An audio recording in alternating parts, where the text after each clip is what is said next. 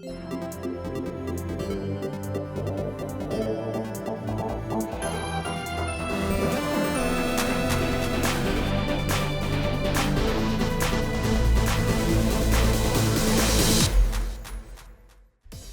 good, everybody? Welcome to another episode of the What's Good Games podcast. I'm your host, Andrea Renee, joined, as always, by Miss Brittany Brombacher. Hello. And Miss Christine Steimer. Hey. And today we are joined by a lovely special guest, Miss Sydnee Goodman. Hello. Welcome to the show, Sid. So for people out there that don't know, Sid and I met a couple of years back. I think it was at a PAX is when we met. And we had the opportunity recently to work together at the Game Awards because Sydnee was one of the on-camera hosts with Mr. Jeff Keighley, and I was hosting backstage. And that was super fun. And where can people see you now, Sid? Yeah, you can find me. I stream regularly on my Twitch and YouTube channels. That is youtube.com/SidSoGood and twitch.tv/SidSoGood. And you can find me in the occasional BuzzFeed Blue video. And Sid is SYD, by the way. Yes, thank you. SYD. Yeah, don't get it wrong, guys. Well, I'll come after you. I will come after you. Sorry if you guys hear my notifications going off and realizing I didn't mute all the things I needed to mute. Whoops. Welcome to your source for video game news, commentary, analysis, funny stuff. Again, this is the What's Good Game podcast. We're glad that you guys are here. We have a little bit of housekeeping that we'd like to go over right here at the top of the show before we get into some news this week. And there's some good stuff this week. Over on patreon.com/whatsgoodgames, we have a brand new exclusive Patreon video that is live for you guys to check out. And oh boy, is it a doozy this month. Snorlax, do you want to talk about what's in that video? Yes, I can. I am Snorlax. Hello. So we had the great idea, thanks to Trevor Starkey, friend of the show, to talk to Pikachu through Amazon Echo's Alexa. And it's about a 15-minute video or so, and it took half of that video just to get Pikachu to talk to us. So we drank a lot, and we made had meaningful conversations with the electric mouse, and we danced a lot. Would you call the conversations actually meaningful, though? I feel like that sounds like a dream. Oh, sorry. Yeah. Sorry, Steimer, what were you saying? Oh, I said we tried to get him to use Thunderbolt like 50 times. Oh, and he did. At the end, he listened to me, that little bastard. He did it after I glared at him. Killed him with my eyes. No, it was fun. It's definitely one of the more entertaining ones. I was watching it before I posted it, and I was laughing to myself in a room. It was great. Yeah, I was watching it when I was editing it, and it was ridiculous. And I got to wear my Snorlax onesie. It was very hot and humid, but it was good. Worth it, though. Hashtag worth it. So if you guys want to check that out, all you have to do is pay just $1 a month to get access to that exclusive video. There's a brand new video every month. That $1, of course, will get you access to our Patreon feed where we post things. It'll get you access to previous Patreon exclusive videos. And those videos are always exclusive 100% to Patreon. You will never find those videos anywhere else. So again, that's patreon.com/whatsgoodgames. Plus, a major fan expo is coming up in just a few weeks. PAX East, everybody, but the Penny Arcade Expo happening April 5th through the 8th in Boston. We have the What's Good Games live panel on Friday, April 6th at 3 p.m. in the Arachnid Theater. If you have plans to go to PAX, please come see us at our panel. We would love to hear from you. We would love to hug and high five and take photos. Plus, Britt and I are almost done planning our What's Good Games happy hour. So immediately after the panel, from 5 to 7 p.m. on Friday, we will be doing a What's Good Games meet and greet happy hour. We're still finalizing the location, but if you guys are going to be in Boston, even if you don't have a pass to PAX, please come meet us at the meet and greet once we finalize, and you can find all of those details on our Facebook page, facebook.com/whatsgoodgames, and we will update that event as soon as we have all of the details, but head on over there. And if you are planning on coming, it would really help us out for planning purposes if you could RSVP. I know that's super old-fashioned to be like, guys, you need to RSVP for the thing.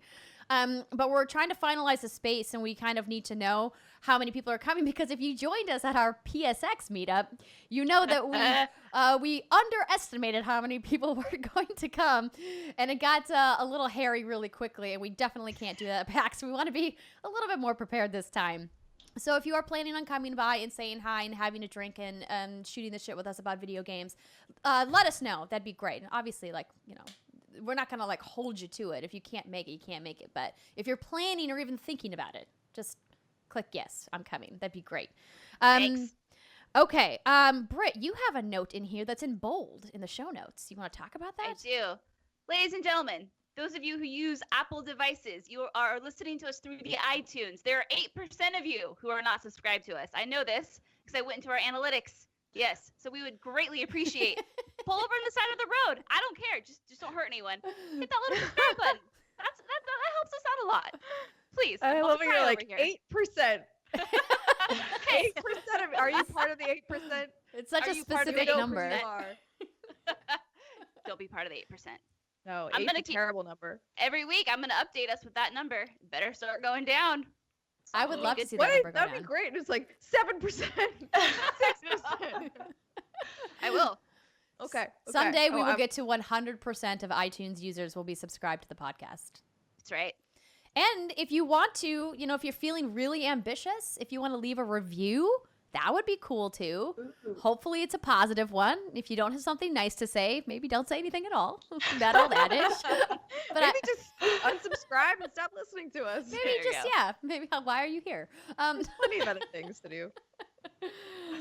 Okay. I do want to mention we have a message from outer space from Alexa Ray, but I'm going to wait until the second segment to read it, because right now I need to tell you about one of our awesome sponsors for the show, Ripped Gamers. But please stay tuned for the second segment. I have a message from Alexa Ray for you guys.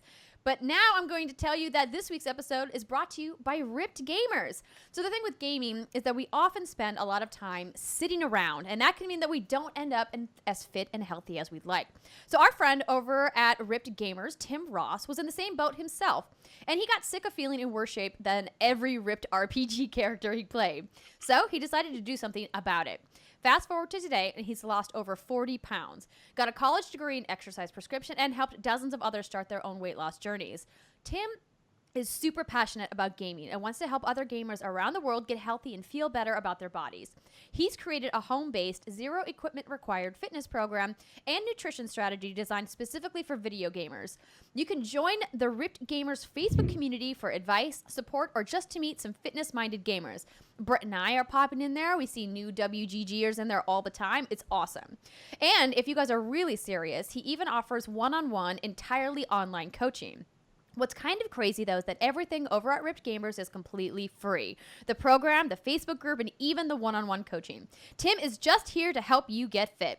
So if you want to kickstart your fitness journey and get working towards your goals, head on over to rippedgamers.com. That's RIPPEDGAMERS.com. And download your free program and join the community. Everything you need to lose weight is right at your fingertips and 100% free. So big shout out to Tim. Thank you so much for sponsoring the show. We had some cool people pop in and say that they found Ripped Gamers because of What's Good Games, and that is awesome. And I saw some people were kind of using it as like an LFG, which I think is kind of funny and great at the same time. Yep. Like, hey guys, who wants to run some Monster Hunter? And also, what can I eat for breakfast tomorrow? It's great. It's a great place to ask, all the things that are on your mind. Love it. All right, so let's get into some news. It's been an eventful week, but before we get to what happened this week, there was a couple key pieces of news that I wanted to touch on briefly from last week. Most importantly, Nintendo Direct has confirmed Super Smash Bros. Is coming in 2018 for Nintendo Switch. Woo! That was a Exciting. weird reveal trailer thing. I was like, Splatoon. They just showed Oh. this. Oh, as I soon as loved Splatoon it. came back on, I was like, oh my God. And then I screamed so awkwardly and so weird that my mom was over at the time. Everyone ran in. They're like, are you okay? Like, they just revealed Smash. I was not expecting it. During that Nintendo when Direct. the Splatoon, the character came back up, were you like, it's another Splatoon thing, or did you know it was Smash? Oh, I knew it was Smash. I Oh, was like, okay. oh, this has to be Smash. Oh, what Absolutely. Because foresight. Yeah, well, I mean, if you think about it, like the rumor, like you're gonna have the Inklings, you're gonna have the Arms character in there, and so as soon as the Inklings came back out, I was like, there's no reason for these little squid creatures to be back on this screen right now, and unless they're gonna announce Smash, and then they did, and when it came to focus on her eye, that was it. I lost my mind.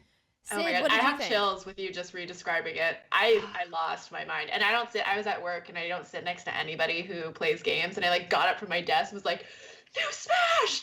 And I was like, I don't understand why. I don't get it. I was like, okay, it's fine. I'm obviously, like you guys know, I'm not a big Smash player. The only fighting game I've ever had any love for is Mortal Kombat. But I think that's great. I don't understand why people lost their minds because we knew that a Smash announcement was coming. And I think the surprising factor was 2018. So, of course, for me, I think if it's coming 2018, this has to be Super Smash Bros. Deluxe, right? Or do you think it's like a wholly new Smash? Well, it gets tricky because what defines a sequel and what defines a deluxe anymore, especially with a game like Smash, we already have over 50 characters. You have so many stages. When I think about something they could implement in the next Smash, I want another single player campaign mode. There was supposed to be one in Smash 4, but that got scrapped because Sakurai got annoyed that people leaked the CG for the campaign. He's like, well, now that do you remember this? The CG No, I don't scenes- follow Smash, so tell me Okay. about this. Okay, so there's a single player campaign, I think in most, if not all of the Smashes, up until Brawl. And then for Smash 4, there was going to be one, but someone found the cinematic scenes for the single player campaign, whatever they were, and uploaded them to the internet. Sakurai, who's been working on the series, got really pissed off, and he was like, well, now no one's going to care about the single player campaign because all of the scenes have been leaked, so they scrapped it. Yeah, so that's Wow. the thing that's the thing that happened. I'm taking my toys and going home move. Yeah, so I would love to see another single player campaign in the next Smash, like a true blue, something like we got in Brawl, the Subspace Emissary or whatever the hell it was called. And then I would also like to see more streamlined tournament shenanigans in this next Smash. You can't, it's kind of weird. My understanding is that the only way you could do 1v1 tournaments was if you were to participate in the events that Nintendo held. Now, the problem with that is you'd be in the queue for like 30 to 50 minutes just to sign up for it, and then you'd have to wait for like 45 more minutes until the tournament started. And during that time, you could not back out at all. And if you did, you would lose your spot. And so it was just kind of one of those things. It's like, well, why? Sounds And the only tournament mode you could run yourself was a free-for-all. So, and that makes no sense. Like, people want to do the tournament style Smash that you see at places like Evo and whatnot, and you couldn't replicate that on the last Smash. So I'm excited. I suck at Smash. I thought I was good until I played a real player. But I'm in the same boat. Yeah, I'm so bad at Smash. Is I die because I fall off the world. Like, I just kill myself. I'm always like, what's happening? There's a butterfly. I'm dead. Okay, great. You just fall off the platform. I'm so bad at Smash, and I honestly, okay, Smash is fun to me, but fine. But I think that I'm just so excited for the community because I've gotten more and more into the Smash scene, and they're just so amazing. Like, I love them so much, and I'm excited to see what this brings to the table for them. Mm-hmm. We'll see. Me too. Well, I hope it's they want. Yeah, I do too. I have to Otherwise, imagine we're going to riot. get a big reveal at E3 and that it's going to launch after their online service goes live in September. Hopefully they'll work out some kinks. Maybe it'll go live in October or November. Be a really great holiday title for them. But we'll keep tabs on that. I just wanted to mention it since it was pretty big news. Other big news, Black Ops 4 was confirmed. Call of Duty came out and said, yes, Black Ops 4 is a thing. We're working on it. The worldwide reveal is coming in May. And then, bam, dropped the release date, October 12th, which is out of character for them. They have had the same launch in November for the last, I think, 4 or 5 years in a row. And they've really kind of dominated that. Now moving ahead, of course, the logical assumption here is, everyone wants to get out of the way of Red Dead, which is coming at the end of October. But if I think about it, Call of Duty is known for map packs. And it seems to me that it would make sense that if they release earlier, because then they could release more map packs by the end of the year. Am I the only one that thinks that way? No. Call of Duty gonna do what Call of Duty gonna do. Yeah. Yeah. I mean, it's Call of Duty. I don't know. I guess for me, I'm like, yeah, okay, that sounds like a fine date. Good. Star's Ship like, it. I'm not gonna You play guys it don't anyway. sound very excited. It's fine. I was so excited. Well, you're I'm a more into Call of Duty. multiplayer. I'm a Yeah. multiplayer. like, Sid, I'm with player. you. So were you excited, Sid? I am so hyped. Oh my gosh. I saw a photo of, I think it was James Harden was wearing a cap, but this was, I think, the day before they actually announced it. And it Yeah. had like the 4 lines. And I saw that going around Twitter. And I was like, hold the phone. Black Ops 4 is coming. Clear my schedule. Why? But why would they give a baseball hat to an athlete to wear ahead of the reveal? That seems like the Hype. most stupid decision ever. I'm Hype. sure they were like, make sure. Yeah, exactly. Like they Hype. probably just wanted a weird leak like that. I was They're like, in my here. head, I'm hoping that it was like, hey, here, we're gonna announce it on this day. Please don't wear it before then. And then he was Totally. like, oh, here's this cool hat. And he was like, "What day did you say? I don't know." That's What are probably these how it 4 went. lines on the hat? Yeah. Right? Yeah. I just like Okay, calling okay, the so game question. blippity blops. That's my favorite way to say. Blippity blops. So when it comes to Black Ops 5, assuming there's going to be a Black Ops 5, are they going to use a little hashtag like through the 4, and it's going to be like 1, 2, 3, 4, 5? hope- Or are they going to add I another hope line? I really hope so. I mean, I That's think they way kind of cooler have than using the to. P. Yeah, they're flying in the face of Roman numerals right now. I'm kind of annoyed by it. I'm like, just if you're gonna use the Roman numerals, use the Roman numeral. It's so Did they ever weird. confirm it's Roman numerals though? Do we No. know that it's not tallies? I It's think I was about to definitely say, tallies. Yeah. It's like when you're in prison and you're just making lines to see how long Okay. you've been in there. Makes sense. I love that that's where you went with this timer. It's like prison. Well, we're hoping to be in on that reveal event. We're going to reach out to Activision and ask if we can come down and check it out and see where it's going to go. Black Ops, clearly one of the favorites of the Call of Duty franchises that are out there. Call of Duty Zombies, really originating with Black Ops, and the competitive multiplayer, probably a fan favorite. Would you agree with that, Sid, in Black Ops? Yeah, I would definitely agree with that. I think that they do a really good job of understanding what players want. From what I've heard, specifically in the esports community, they understand like making a solid competitive map, which I think just translates really well, trickling down to a more casual player. Yeah, absolutely. So clearly Activision, having been crushing it always with this franchise, have anticipations that it's going to be good. It's going to be interesting to see where they take the single player aspect, because it was so cinematic with World War II. I don't know how they're going to one-up themselves, but if anybody can succeed, I would imagine it would be Activision with Call of Duty. And the last piece of news from last week that we want to confirm that we received, The Division 2 has been confirmed, and it will be revealed at E3 2018. I'm actually pretty excited about this news. I didn't spend nearly as much time with The Division as I wanted to originally, because I think it just had a few hiccups when it launched, and there was a bunch of other games happening, and I was getting back into Destiny at that time, and I just didn't have time for 2 games as services. But the people that I know that really got into that game said that with all of the updates, it really got good. Kind of how Destiny from vanilla to where it was at the Taken King really progressed and became a really fully fleshed out live experience. And Ubisoft has just been crushing it with games as services over the last couple of years. So I'm pretty pumped for this. Did any of you really get hyped when The Division originally came out? I played for like 60 hours. I'd say. Well, probably, I don't know. That's a lot. 60 or less. I played co-op. And the thing that I stopped playing because honestly the cosmetics weren't doing it for me. Like I just felt like we were just wearing the same puffy coat, different versions of it. Yeah. And I'm somebody that is very attracted to shiny, pretty things. So Where's the pink puffy I couldn't make myself look the way I wanted to look. I wanted to be cute, and I didn't think I could be cute, so I bounced. I was really into The Division when we were seeing it at the Ubisoft press conferences. But I got a little confused with the marketing of it. I didn't know if it was a game that you had to play with other people, and I don't typically, if I don't know you very well, I'm a little apprehensive to playing with people. It's just a thing. I play games to escape, and if you're going to be like a troll, maybe I don't want to deal with it. But I actually just started playing The Division. I'll talk about this more in the hands-on section, because I started looking into it, and I was like, oh, the campaign itself, you can play co-op with like just one other person. I didn't know that. That's why I've been sleeping on it for so long. So Well, now it's all updated and stuff too, so Yeah. you can. I'm sure it's better. When I played it at the launch, so. So Sid, what did you think of The Division? Did you play it when it first came out?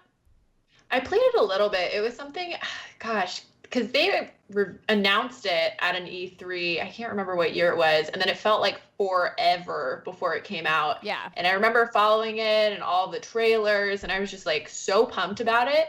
But like you said, I was playing Destiny at the time, and my whole Destiny crew went to go play The Division, and we probably only tanked like 5 hours into it, and we were all just like, I'd rather be playing Destiny right now. Right? And- Destiny was so good back then. And that was like the golden age of Destiny. Not that I'm not confident it can come back, but you know, like things were really rolling. That's true. It is sad to think about that. I got that question recently on Games Daily about like, is Destiny 2 too far gone? Is it could they recover? And I was just like, I don't know. I don't know if it's recoverable. They've really kind of screwed the pooch on this one.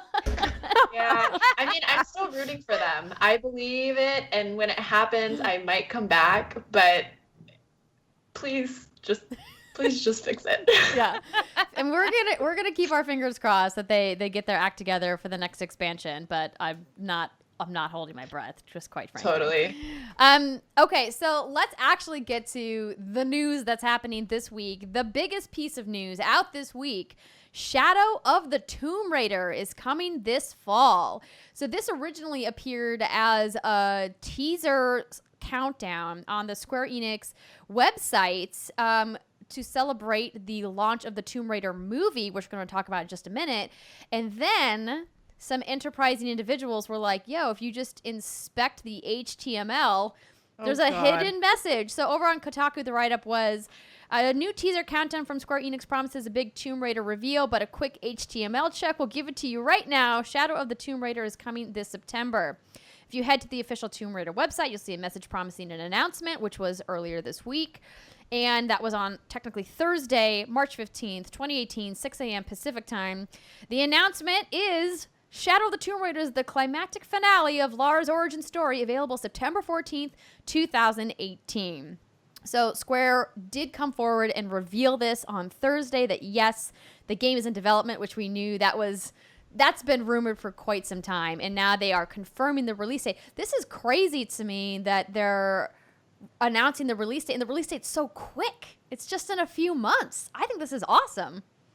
it was in a promotional video maybe a year or two ago, but they Square Enix said, when we launch Shadow of the Tomb Raider, at that time it was the next Tomb Raider game, it was going to be a short period between announcement and launch, which I'm all for. Thank you. That means I don't have to, you're not dangling the carrot in front of me for like years and years. But man, poor Square Enix. Remember like Halloween of 2016 when Shadow of the Tomb Raider was leaked because some guy on a Montreal subway was looking at it, and a person on Reddit took a picture of it.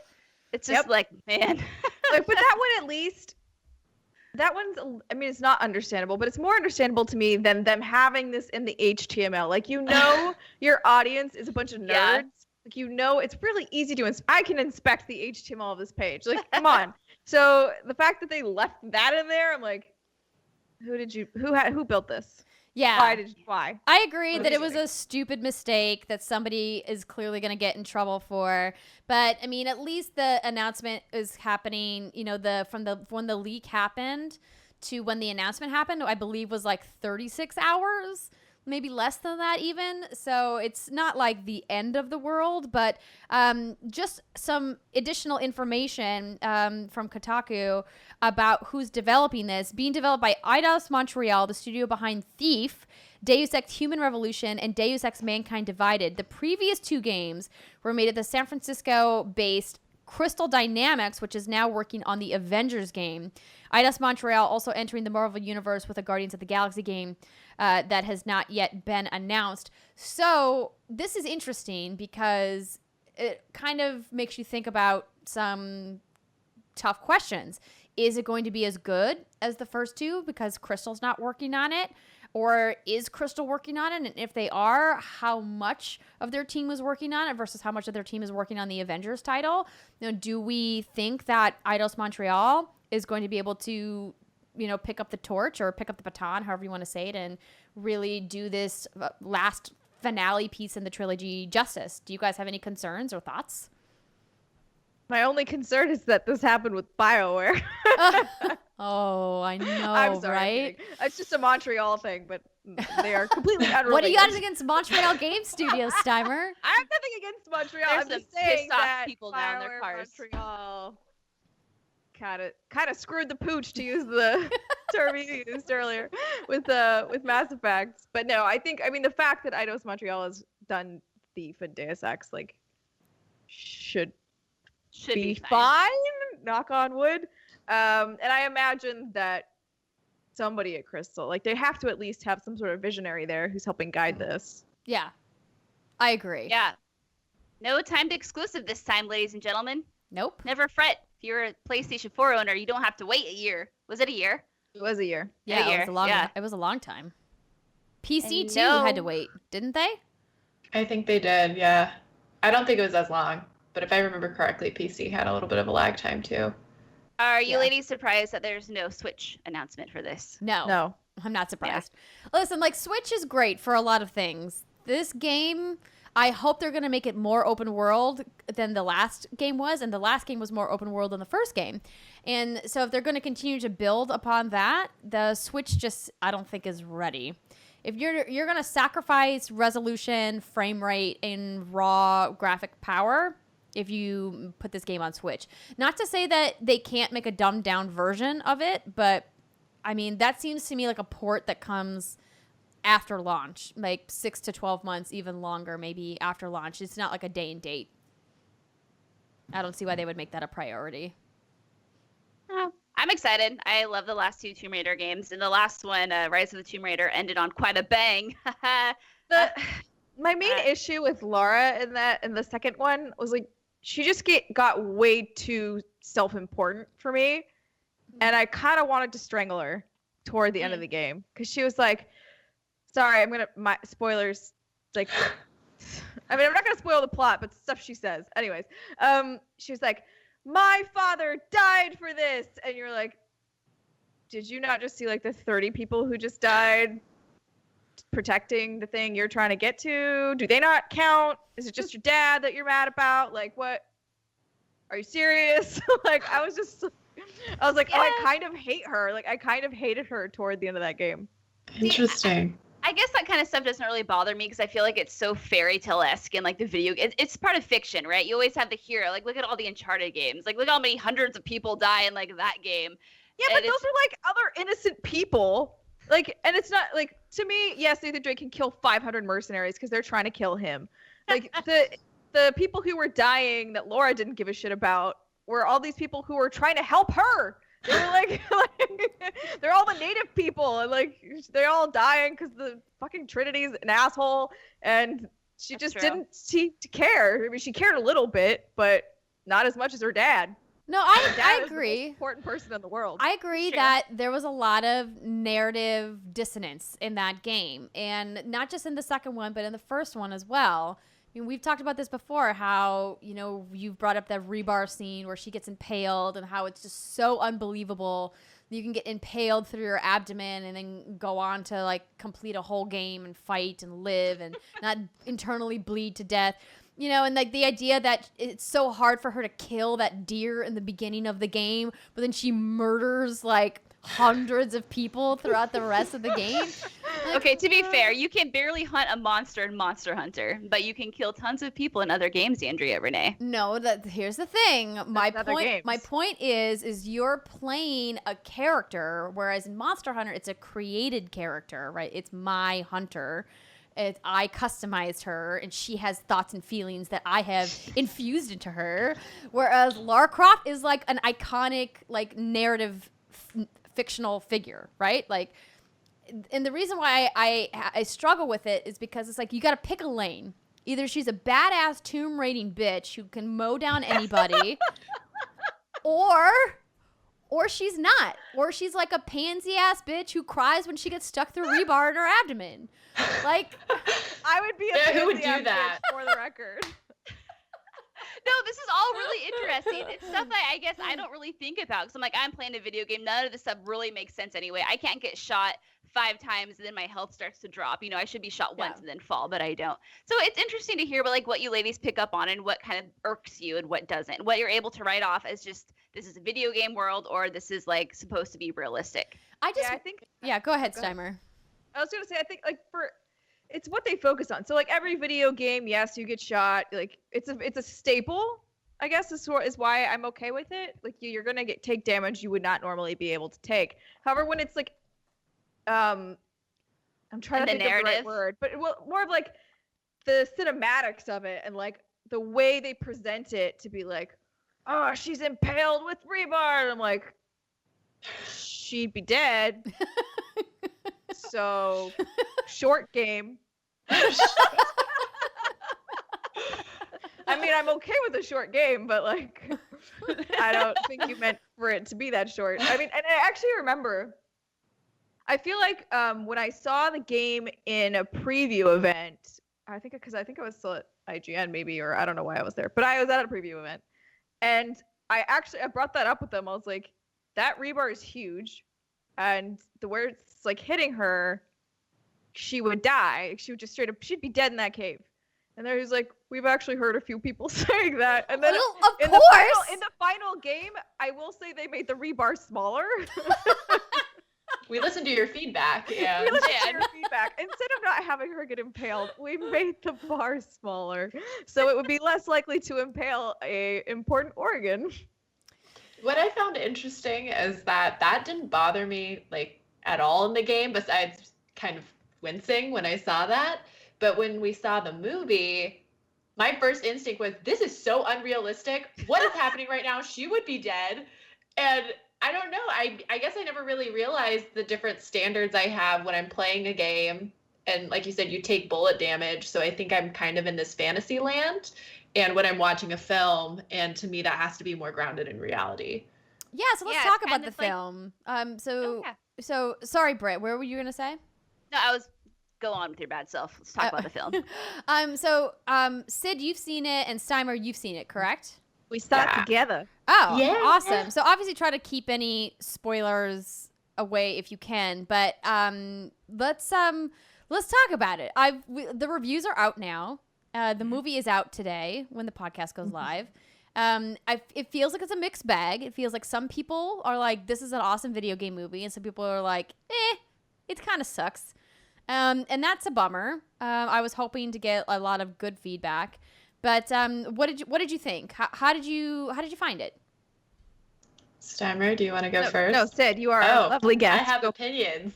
So I am somebody who has a hard time watching a movie and saying, oh, this is so fun. Yay. I like movies that make you feel stuff, And so going in to see this movie, I only saw it because Lara Croft is my hero. She's insane. She's amazing. She's such a badass.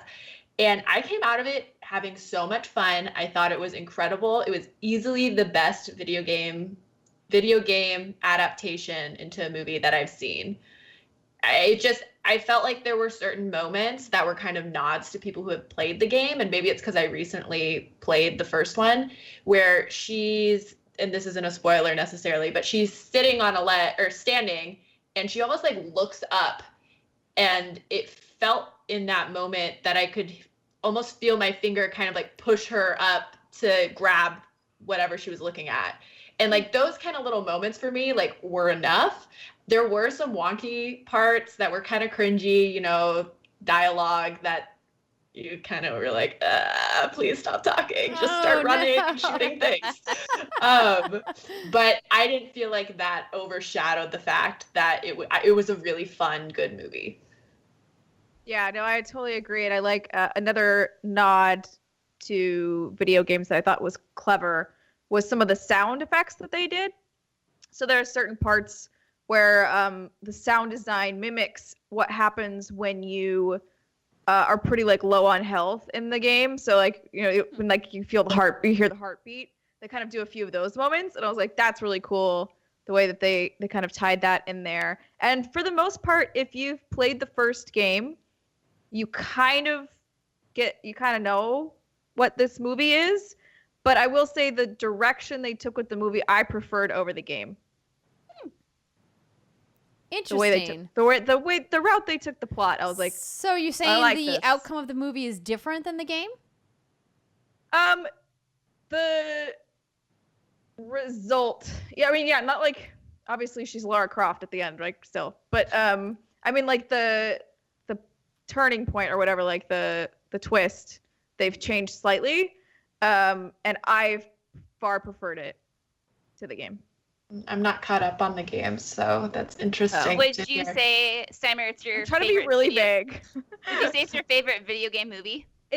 I think it's my favorite video game adaptation. I Yeah. still stand by Jumanji being a really fucking good video game movie. Wait, you feel that way too? I honestly think love Jumanji Jumanji. is like the best video game movie. Yes, and people were so mad at me on Twitter. They were like, "It's not a video game, therefore it doesn't count." I'm like, they were in a video game the whole time. What are you talking I about? think that's you're getting into a semantical debate at that point with Jumanji, because when I think Jumanji, I don't think The Rock's Jumanji. I think Robin Williams' Jumanji, and I think about how that movie was amazing, but that's a board game, right? But Not my fault they didn't change the name of the movie. you're right. It's not your fault at all. But like, it's the internet, and people are gonna argue with you about semantics, Steimer. Yeah, I That's- didn't argue back. I just like scrolled through and was like, "Huh, whatever," and like went on with my life. Lols, But, mute.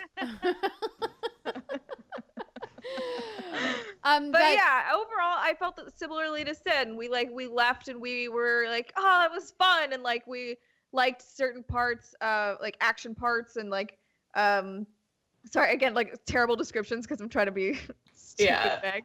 But I will say the one thing as I left, I was like, Sid, we need to start doing pull-ups. Yes. This is going to be extremely important in our future life. So she's Yeah, got I some, mean, some if some beef. anything, this was a huge PSA for why you should be able to pull yourself up Yes, on it was. ledges, hanging off of things. You're gonna die. Yeah, you might die if you don't do your pull-ups, girls. I So, like, go literally do pull-ups. don't think I've done 1 or 2 single pull-ups in my entire life. I've never been able to. I've never had upper body strength. I can only do assisted pull-ups, so I would also be dead. Whoops. We would all die. We would all die. That's upsetting. Good I thing can I saw do that like movie. 10 pull-ups. Thank you very much. No. Yeah, no, yeah, yeah. no, I can't. That's a I'm lot. like, I don't think so. No. I'm gonna call shenanigans Push-ups. on I that. can do a lot of push-ups. Pull-ups, no. Push-ups now. Much harder. Well, I'm excited to go see it. I still have to go see A Wrinkle in Time. I'm kind of behind on my movies, but it's going to be hard for anybody to dethrone Mortal Kombat as my favorite video game movie of all time. But we'll see if Tomb Raider can do it. As long as it succeeds where Assassin's Creed failed, because dang oh dang, was that Assassin's Creed movie real bad. Real bad. Real bad. And it's playing on HBO right now, so every once in a while I'll like flip it on, hoping that it's gonna be better like the 3rd or 4th time. And I'm like, no, it just You're like, did the no. plot change? No? Cool. No, it's All right, still bye. really just bad. Couldn't even finish that movie. Don't. Yeah, Couldn't you do it. you walked out, right? No, that was a different movie. But no, I watched this one at home, and I couldn't even finish it at home with a few whiskeys. I'm like, I can't do it. Don't waste He's your time. suspended in some weird mechanical thing up in the air. People are dying. I don't know what's happening. That was it. Yeah. Don't bother. All right, moving on. Next story. This is an interesting one. The press release I received in my email says, "Hold me closer, Shadow Dancer." No, you Sega gotta do it in Genesis song, girl. Classic. Hold Please me do. closer, Shadow Dancer. Yeah. Is that what you. you're looking for, Steimer? That's The beautiful, Sega thank you. Genesis Classics are coming to the PlayStation 4 and the Xbox One on May 29th. It's set to release both digitally and physically, and the collection has over 50 retro classics to experience across every genre: arcade action, shooters, beat-em-ups, puzzlers, old favorites, and hidden gems, with a raft of modern features. These include online multiplayer, achievements, mirror modes, rewind, and save states, meaning players old and new should find revisiting these great games an absolute sonic 3D blast. Oh my gosh. I see what you did there. Indulgent. This is an indulgent press release. The physical edition will be available for pre-order from US and EMEA retailers very soon. It comes with a double-sided Golden Axe and Streets of Rage poster, identical to the ones you will see in the game's 90s-inspired retro gamer bedroom, the hub through which players can access the entire collection, and details of the digital pre-order will be available very soon. If that wasn't enough, retro fans, that wasn't enough to see retro fans through to... Oh my gosh, I can talk. And if Okay. that wasn't enough to see retro fans through to the end of the millennium, the players of the Sega Genesis Classic on Steam will also be treated to the treasures of King Null in the form of a huge free update on the feature set, giving it parity with the console launch when it releases on May 29th. So, of course, this has previously come to PC, and now they're bringing it to console. The big whiff here, which I think a lot of people out there are asking is why isn't this coming to Switch as well? This doesn't make sense. If you're going to do a collection of old games, why not on Switch too? Yeah. Do you think it's the install base of the Switch? Could that be it? Because the software tie is really good. Like they're for their. I agree. Yeah. But I'm like, bro, what the heck? I mean, they also have the Namco Arcade Collection. They have some Neo Geo games on there, so it's not like they're opposed to having. It just doesn't make any sense. This would be perfect. Maybe they forgot. They forgot. They forgot It's about like, the Switch. It can't be that they forgot. I think No, that I know. I was maybe they joking. just didn't work out a deal quick enough. I don't know. Maybe it's an email in somebody's inbox at Nintendo, and the Nintendo was like, "Yo, we're busy selling Mario over here. We'll get back to you about that Sega Genesis BS." And then now they're like, "Oh, oops, I was supposed to answer that email, Steve. My bad." As Alana said last week, when she was like, "Ooh, the certificate guy left," it'll be like, "Ooh, the Sega guy left. The Sega They have one partner guy. manager at Nintendo left and never told anybody." Yeah. I mean, as someone who didn't really grow up with a lot of Sega, I played Sonic games. I played Crystal's Ponytail. I played Family Feud on the Genesis. Like, I didn't venture far off. Aladdin, No. I wish I played could a lot say. on the SNES. the superior platform. That's right. I said it. Yes. I wish I could say, like, oh my god, I'm so excited. Now I can play all these Sega games I never played. But it's like, bro, I'm never getting to these. Like, not anytime soon anyway. It's just not going to happen. Plus, I mean, these Sega collections aren't really anything new. In 2009, Sonic's Ultimate Genesis Collection came out. I'm looking at an article in IGN. And then last September, the Genesis Flashback, which was like a replication of the Genesis console, came out, and it actually got pretty mediocre reviews, and it wasn't that great. It was like an SNES classic, but a Genesis. And the Genesis Collection only has 1, 2, 3, 4, 5, 6, 7, 8, 9, 10 exclusive games on it. All the other ones you can get on the Flashback or the Sonic's Ultimate Collection. So, I mean, cool. But yeah, this isn't like a groundbreaking thing. Well, and there's all of those Sega Genesis mini things that you can buy at like Bed Bath & Beyond, that have like the Sega games built in already. And now they're just essentially like, well, if you don't want to buy this goofy little piece of hardware, you can just get the digital download on your PS4 or your Xbox One. But I don't know. I'm also in the camp that, like, I had a Genesis, but it was a Sonic machine for me, like it was for most of the people that had a Genesis. Not to say that there weren't treasures to be found on that system. It just wasn't my system of choice. Sid, did you have say a Genesis? the treasures of King Null? Girl. Can I eye don't roll know you what just that- a little bit harder? Yeah, I remember getting a Sega Genesis from my grandmother for Christmas one year. And I don't know if I was just an ungrateful child, but I was like, what is this? I have my Nintendo. I don't need this. And I only played Sonic on it. I don't even think I owned other games.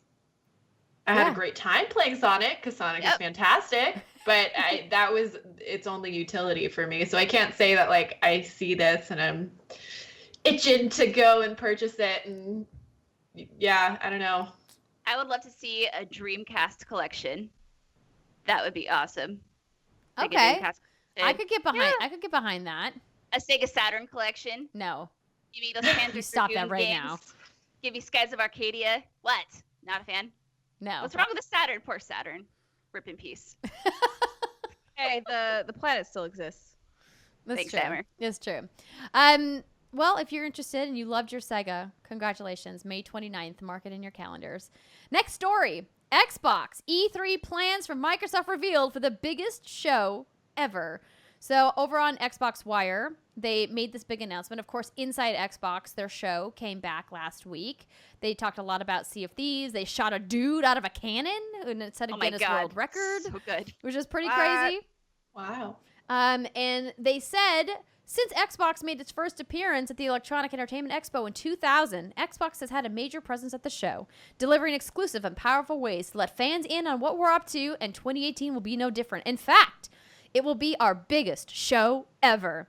With the evolution of E3 now including fans and extended show hours, we saw an opportunity to create an entirely new show experience, reaching E3 attendees and those following the show from afar. With that, in collaboration with the Entertainment Software Association, the organizers of E3 were excited to announce the Xbox will be taking over the Microsoft Theater, a perfectly situated space located in the heart of LA Live across the street from the Los Angeles Convention Center. The Microsoft Theater will be home to the official E3 events like the Xbox E3 2018 briefing on June 10th at 1 p.m. Pacific Time, various Xbox Fan Fest activities, hands-on gameplay and demos for all E3 attendees, and more. Not only does the Microsoft Theater allow us to centralize our Xbox presence, but its size enables us to include even more fans and partners in the Xbox E3 2018 briefing than ever before. Well, take that, Galen Center. I know. I always hated the Galen Center. We'll talk about this. Yeah. In addition to the Microsoft Theater, we'll also continue to have a meaningful presence at the LACC with a new booth completely dedicated to Mixer, where you can play, stream, and interact with games and catch the latest E3 news live throughout the week. So mark your calendars, June 10th, 2018, 1 p.m. Pacific Time, and more details to share on an update in April. So this is exciting. I love that Xbox is coming back in 2018 with a bang. They're like, we've got Sea of Thieves, we've got State of Decay, we've got Xbox Game Pass parity day and date for all of our first party titles. Someday maybe Crackdown will come out. We don't know when. Please. But this is great. Obviously, it's the Microsoft Theater. Of course, they should be holding their briefing in the Microsoft Theater. Like this is that feels very obvious now. Yeah, this is the big win. And there's a great outdoor space on the pavilion at LA Live. For anyone who's been able to travel to Los Angeles or who has been to E3, there's this great outdoor space right in front of the theater. This is the same theater that the Game Awards happen in. It's the theater that Nintendo used to use for their press briefings, but since they've gone the way of Nintendo Direct, it kind of sits vacant during E3. So this is a no-brainer. I'm pumped for this. Me too. And getting to the Galen Center was always a pain in the butt. I mean, last year wasn't as bad because I didn't have to get up as early. Because it was on Sunday, yeah. Yeah, it was on Sunday. And I'm stoked. Getting to Galen Center, like I said in the past, was a pain in the ass. And the parking was terrible. Getting there via Uber was terrible. They'd have to drop you off like 3 blocks ahead of time. And I'm excited about this. I think it makes sense, especially, with E3 is going to be as packed as it is. Probably even more so than it was last year. I'm definitely more than happy to make that 10-minute walk trek outside, get some sun, get some fresh air if that's where their appointments are going to be. Maybe not. Maybe we don't know yet. Yeah, so it's interesting to note that the Los Angeles Convention Center, where E3 Ground Zero is like minutes away. It's not like EA Play. So this was a big concern for people last year, seeing a company like Electronic Arts pulling out of the convention center, pulling out of E3, and having their own standalone event. The first year, they were on site at LA Live, and it was great. But last year, they were in Hollywood, which made for a more like ritzy razzle-dazzle event for them, but it made it really inconvenient for people who bought tickets to E3 to get from the convention center into downtown, or from downtown LA into Hollywood. And I think that was a mistake. And we obviously EA hasn't announced the location of where EA Play is going to be this year, but I hope that they're not going to pick that same spot because it was a pain in the butt, to say the least. So having Microsoft so close and the fact that they are still inside the convention center is a huge, important thing that we need to remember, because a lot of our other industry friends are talking about the iconic blue versus green wall. Blue versus green, yeah. Yep. So everyone's seen the photos of like the Xbox booth facing off against the PlayStation booth. It's one of those photos at E3 that everybody gets every single year. I'm not sure if they're going to be in the same spot within the convention center. We haven't, gotten floor plan details quite yet, but it's interesting to me that they really are doubling down on Mixer and using that space predominantly to focus on their streaming platform. Because I'm going to be honest, I thought Mixer was going to go away by now. Nope. No, not long enough. Resilient. Hold on for a really long time. Really? How long do you think they're going to hold on? Oh, I don't know. No, I said Zune held on for a very long time. Oh, Zune! But R.I.P. Yeah. I do think Mixer offers some interesting things. I honestly have not spent hardly any time watching content on Mixer, but I have some friends who really like, I don't even know what it is, but I think it's either PUBG or Fortnite. it somehow surfaces people who are like deep into the games. So when it's like people are actually finding each other, they've already looted, they're all shooting each other. So the exciting like action, and Like it'll Red Zone. surface those to you. I don't know what the tool is called, but I feel like if they keep innovating like that, they're bound to find at least a niche community that is super into that. Well, that's really cool. I mean, I had mentioned it like to Red Zone. I think that there's a bunch of different plugins that are doing that across different streaming outlets these days. But that's a really cool feature. You know, we explored potentially doing something on Mixer. We obviously streamed from Mixer, playing Sea of Thieves in the Xbox booth at E3 last year, and that was a ton of fun. But we here at What's Good Games have never streamed with Mixer, nor do I really feel a call or a draw to stream with Mixer, and I don't know what would make me turn that leaf over. Granted, we don't really stream on anything except for our Patreon stuff. Right. True. We really scaled back. And for fans of ours who are following us on Twitch, thank you so much for the support. We're still trying to figure out, obviously, like what we want to do with streaming. But I don't know. I don't know if Mixer's going to take off. I feel like they maybe have missed the window, even though the technology is superior to what Twitch is doing. Twitch has got the eyeballs. They've got the foot traffic. I don't know how you overcome that. I wonder if Microsoft will ever get to the point where they're like, we're not going to use our own product anymore. We're not going to use Mixer. We're going to use Twitch forever. You know what I mean? So I don't think Mixer's really going to go away because I believe Microsoft will continue to use it. I don't know if Twitch has this functionality, but I was reading an article about how apparently on Mixer there's this feature where you can upload a controller so someone else can play along with you or something like that when you're streaming. Again, I don't know what the hell I'm talking about, but it's something I read and I was like, oh, that sounds cool. And then I went on with my day. I don't know if Twitch has that functionality, but if not, I mean, maybe that's something that'll set them aside from the rest of the pack. But yeah. Yeah, no, that certainly seems like something cool, but I would imagine that the vast majority of streamers out there don't care about that as a feature because streaming for the vast majority is like a solo gig. Like, it's you're by yourself. I mean, Sid, you stream quite a bit, right? Mm-hmm. Yeah. Yeah. I mean, I don't think I'd ever switch to Mixer just because even if you have really high audience loyalty, to convince people to move from platform to platform, as a creator, you're bound to take some hit back. And then the fact that there isn't necessarily the biggest audience on Mixer, so it's not like you have this huge pool of people, of new potential viewers. It's not really there. So I feel like with other competing platforms, like streaming on YouTube is something that I've started to do, and it makes sense because there's already traffic on YouTube.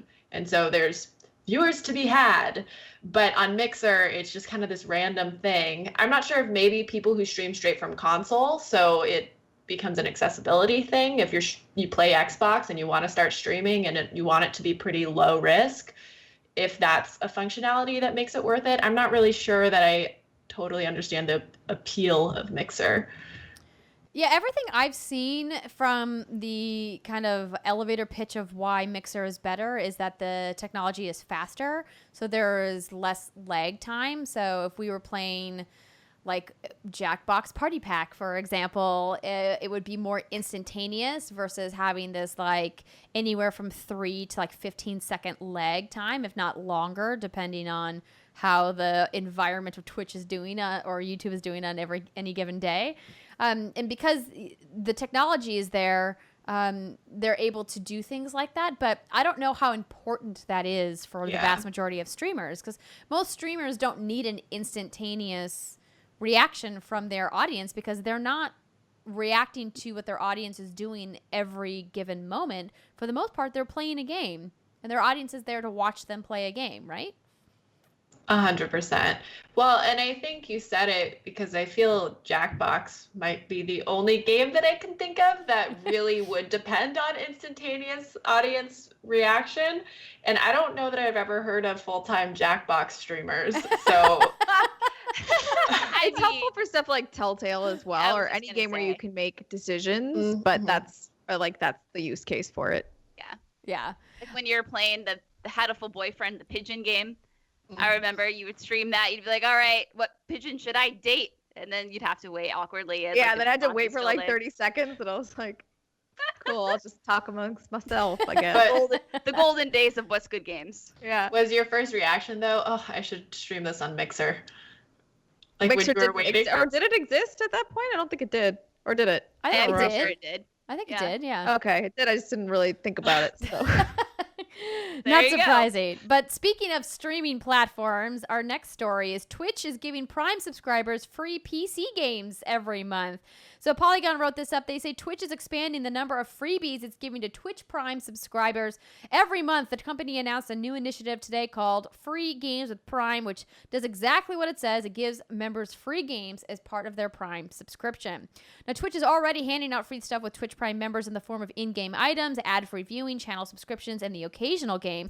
But starting this week, which was Thursday, March 15th, you will get a selection of monthly PC games for free. In March, the Twitch Prime subscribers will get Super Hot, Shadow Tactics, Tales from Candlekeep, Oxenfree, and Mr. Shifty. Next month, Free Games with Prime will offer Tales from the Borderlands, SteamWorld Dig 2, Kingsway, Tokyo 42, and Dub Wars. According to a post on the company's blog, Twitch Prime subscribers can keep those games forever. Even And if they unsubscribe? yeah, supposedly. Wow. And Twitch launched Twitch Prime back in 2016, just from background context. And membership to Twitch Prime is included with your membership to Amazon Prime, which costs $99 annually, or $12.99 monthly if you go that route instead. So this is fascinating. So part of me, my gut reaction here is they're losing Twitch Prime subscribers, so they need to figure out a way to draw people back into Twitch Prime. Or they're just trying to give added value to keep people on. Steimer, what do you think? You used to be a big Twitch streamer. Did you have a lot of Twitch Prime people that were reaching out to you? No, because I was never a partner, so I never got Sid, you're a sponsors. partner, right? I'm not. I'm an affiliate. Oh, but you still get people that can sub to you, right, as an affiliate? Yeah, and I'd say like probably half and half.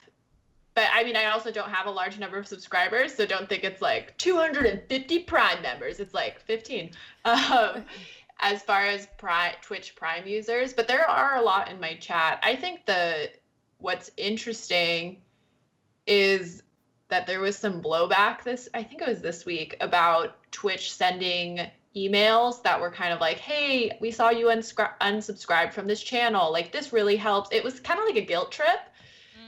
So I can't imagine they came up with this whole program in response to that, but I think it's pretty good timing. Oh, interesting. I hadn't seen that there was blowback about that, but that's not unsurprising. I mean, when you unsubscribe from an email list, they're like, "Oh, we hate to see you go. What can we do?" You know. So Yeah. I mean, I feel like a lot of that stuff is pretty automated. But gamers in general get pretty bent out of shape about the littlest changes to their routine. And I'm not trying to be derogatory when I say that. It's just... That's me too. You like, know? it's us. Like, That's I just get the bent out of thing. shape about stupid shit. And so, like, I'm not surprised to hear that there was a little bit of blowback, but I think that this is a nice added value. I'm not sure if this would be a catalyst for people to sign up for Amazon Prime or Twitch Prime if they didn't already have it. Like, these games are cool, but I mean, you could get these games in a Steam sale for a fraction of the price that you're going to pay for a Twitch Prime membership. Now Yeah, I'm but old. I think the thing is, like, if you probably already have Amazon, you never get Twitch Prime for Twitch Prime. It's always just like that added bonus of Are you Amazon sure? Prime. I've never, yeah. Yeah, I don't know if that's like yeah, because I've always had Twitch Prime Plus since 2016 because I have Amazon Prime. I wonder if there's anybody out there that has Twitch Prime that doesn't have Amazon Prime You mean like that didn't buy it through like, Amazon. through Amazon? Is You, there, like, bought is it there a without using it? standalone Twitch Prime offering? Am I misquoting I don't think myself so here? anymore. No. Okay. They No, it's converted just it. Amazon Prime, and then Twitch is Hello, hi. Yes, hi. Someone who doesn't know anything here. Can you give me like a 2-second rundown on what the hell Twitch Prime even is? Yeah, so I'm Googling it right now, and I'm going to read the official description for you in case there are Thanks. people out there like you, Brittany, who also don't know what Twitch Prime is. So Twitch Prime is free in-game loot every month, plus exclusives and surprises, ad-free viewing, plus a free channel subscription every 30 days. So that means every 30 days you can choose to subscribe to a channel that you support. Kind of Funny Games if you want to, where I host. Member discounts on pre-release box games on Amazon. And this is included with your Amazon Prime membership. So it says Twitch Prime membership included free with Amazon Prime. And it says you can watch thousands of movies and TV shows. You can add free access to over 1 million songs and unlimited free 2-day shipping. So essentially, Twitch Prime as a standalone doesn't exist. It's Amazon Prime. And then as an added value, you get these benefits on Twitch as well. So as an Amazon Prime Amazon member, Prime is the parent, and then Twitch Prime is the baby. so I could get the Twitch Primes since I have Amazon. You have Twitch Prime. Yes, I learn something new every day. Surprise! if you have Surprise. Amazon Prime, ladies and gentlemen, you already have Twitch Prime. You Okay, just have so- to link your accounts, Yeah. basically. So where do they give these games away? Like, how do they give them? Are they like a Steam code? Like, how does this work? That Like, was my first question. Yeah, I don't too. know. Okay. You know, I don't think we know yet because they just made the announcement. But let me see if I can dig this up where Can't these keep games are up. going to live. But essentially, it's an interesting concept. I'm not quite sure why they're doing it. I wonder if people were asking for this. I don't know. I I don't mean, know. like, I would feel like you would subscribe to the Twitch Prime so you can watch people play games. So it kind of seems like, I mean, I don't know. Now you're asking for games. I don't know how these kids work these days. Yeah, I don't know. I guess this would be a huge leap, but if Twitch really wants this to be a driving force for why you would subscribe to Twitch or Amazon Prime, aka Twitch Prime, maybe they're getting streamers to stream these games. I don't know. Like, I just don't see, there's a disconnect for me as well as to why would this convince somebody to pay that much money? I think this might just be like a nice to have. I don't think this is supposed to be a sales driver. I think it's like, hey, we Or it appreciate you. Yeah. Oh, it could be that'd be something nice. for someone like me who is like, I'm a Twitch Prime subscriber and I don't even know it. So maybe looking into this, it's like, oh, like, I have access to these free games because I have the Amazon Prime and now I know it because it's making headlines. I was reading some comments on some articles about this, and a lot of people are like, hey, I have Amazon Prime. How the hell do I redeem my games? So maybe it's working. That's true. What I do think is super nice is that you don't lose the games after if you were to cancel Prime. Mm-hmm. And Because these are great games. Yeah, these are great games.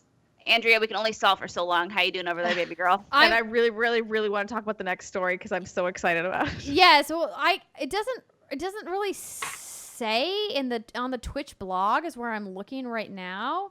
It doesn't say like where the games are coming from. If they're coming from Steam or if they're coming from GOG or if they're going to come from each individual platform holder. Like what if you're playing on Mac? Like I don't know. That's a great question. Yeah. Yeah. Well, TBD. This seems like an FAQ thing that's like, where are my games? I don't know. We'll figure it out and we'll report back and let you guys know. But Steimer, Yeah. do you want to read the next story since you're so excited about it? Kind of. Okay, do it. Okay. So guys, get ready. Jeff Goldblum is gonna reprise his role in Jurassic World Evolution, which I was already excited about this game, and now it's a bajillion times better. Okay, so Jeff Goldblum, who you all know, if you don't, you should just cry, is the actor who portrayed Dr. Ian Malcolm in 1993's Jurassic Park, and he's coming back for Jurassic World Evolution. So the game is being made by Frontier Developments, the same studio behind Elite Dangerous and Planet Coaster. And it is expected to release simultaneously for PC, PlayStation 4, and Xbox One. Basically, you'll take control of the operations of Isla Nublar. Isla Nublar, yeah, girl. where Jurassic Park is. I know, but like seeing the words written out, I'm like, wait, shit, really? And other islands in the Muertes Pelago. How do you say that word again? Archipelago. Archipelago. I'm like, wait, god damn, I don't know how to pronounce any island word. Shit. Sam, I'm getting flashbacks to our show when we mispronounce like right? 1 out of every 10 words. But I've said this word before, but right now my brain doesn't know how to say it. They'll begin from scratch bioengineering new breeds of dinosaurs and building systems to contain them. Parks will also feature rides and other attractions, as well as research facilities. I can't wait. I want him to narrate the whole game. I mean, is this really like a super duper? I mean, it's exciting, but is it something that's like not expected since it's an official Jurassic Park like IP? Were you not expecting? I was not expecting Jeff Goldblum. I wasn't either. I think it's a big win. Maybe somebody trying to sound like him. Yeah. Oh, okay. The fact But that not he is doing the voiceover himself, he was in a promo that came out this week. They did a preview event this week. We saw some other members of the press that got some hands-on with it. And hopefully we'll be getting some details about what they saw over the next couple of days or the next week or so. But they also, Frontier, made Zoo Tycoon. Don't forget, I really like that game. They made the Disneyland Park Adventure game, which was also really well done. I had spoken on this show last week when we were talking about the Pokemon Go version of the Jurassic Park game that's coming out, that I was, hoping for something a little bit more. But I think this will be cool. I was looking for something a little bit more action-based for like a good new Jurassic Park game, but I'll take the park builder. Yeah. Wow, you sound so excited. No, I mean, the only park builder game I ever played was a theme park for PlayStation from Bullfrog Games back in the day. It's like the only one I've ever played. And I had a great time with it. And I'll definitely try my hands with this. I'm excited for it. I've been excited for it, but I think what really would have turned my crank, floated my boat, flipped my switch would have been if it was like a story-driven shooter or something like that, But Simon, I know you're very excited about this. You're shaking your head at me. That's Your beautiful face. Because you get to make your own dinosaurs. I want to make some dinosaurs, and then I want them to eat people in my park. Dinosaurs. Dinosaurs. Now, if you can Some wreak dino havoc, DNA. if you can wreak havoc in this game, then it opens up a whole new world for me. I kind of hope that they have a mode at least that will allow for dinosaur disasters. That's one of the best things to do. It's like, Sims and theme park, you create, you put all of the rides in there that make you the most dizzy, fill it with all sorts of burger and shake shops, don't put any bathrooms, and just everyone just throws up everywhere and they're all sad and upset. It's kind of fun. I too would be sad and upset. But yeah, so if I could create like a death trap for all these tourists and just unleash a T-Rex, You're like, here's a T-Rex velociraptors. and a raptor crossbred. I'm pretty Good sure the luck. game is going to penalize you if you intentionally try to kill the tourists. That's why I was saying that I think there should be a mode that is dedicated to Oh, it. I must have missed that I'd part. be into that. Yeah. Rampage, Jurassic Park World Rampage. Run Yes. for your lives. That'd be awesome. Well, Ooh, they could call it Must Go Faster, Must Go Faster. that would be a deep cut. I'm into it. That would. Okay, well, this news segment has gone on for quite some time. Thank you, ladies and gentlemen, for bearing with us while we covered some stuff from last week and some news for this week. Undoubtedly, we've missed something from this week as well, but we covered quite a bit of ground. We're going to take a short break right now, and then when we come back, I got a message from space from Alexa Ray, plus hands-on impressions of several games that we have been playing. So stick with us. We'll be right back.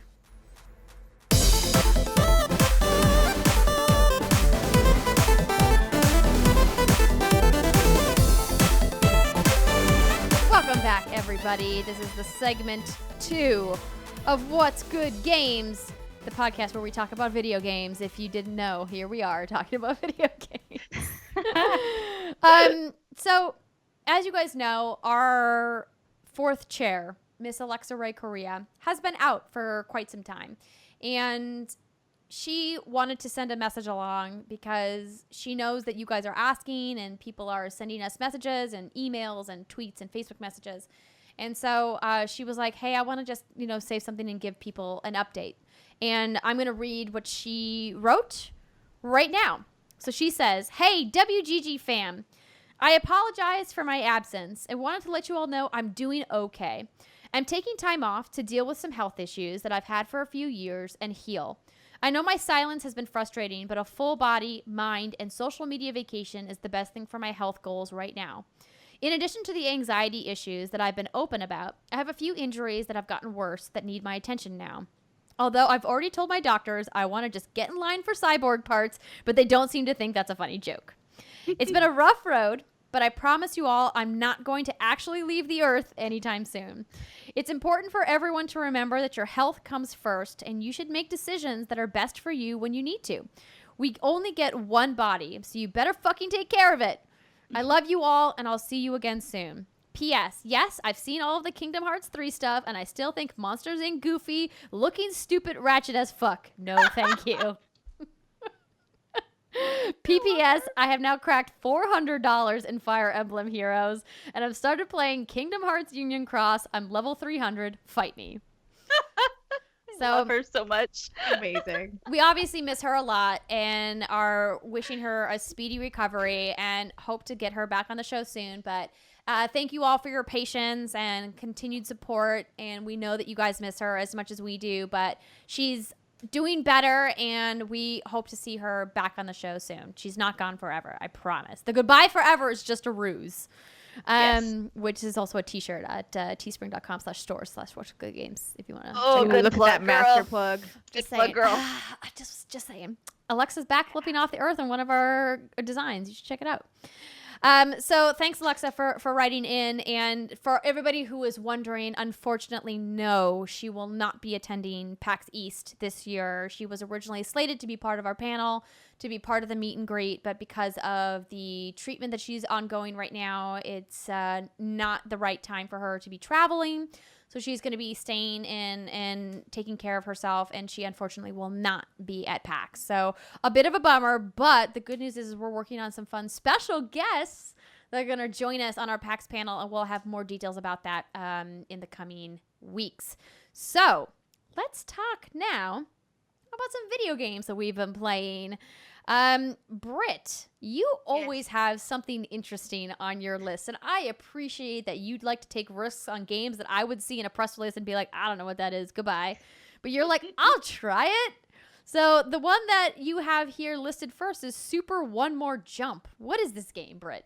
Oh my god. Okay, so this is a game developed by SMG Studios. They also developed Death Squared, which is one of my favorite puzzle co-op party games. So I've never played a game like this, so I'm going to try to describe it. So it supports up to 4 players, but I've just been playing it with Jason, so just 2 of us. And it's a platformer that goes up, down, left, and right, side to side, diagonal, all the things. And so you control a little square guy with a happy face. It's a happy face because this game will be really frustrating real quick, so you need something happy to look at.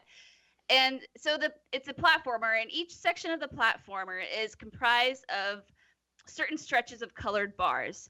So for instance, I would control the pink bars and Jason would control the green bars. So the platform level might look like pink, green, and all the while it's going up and down, spiraling.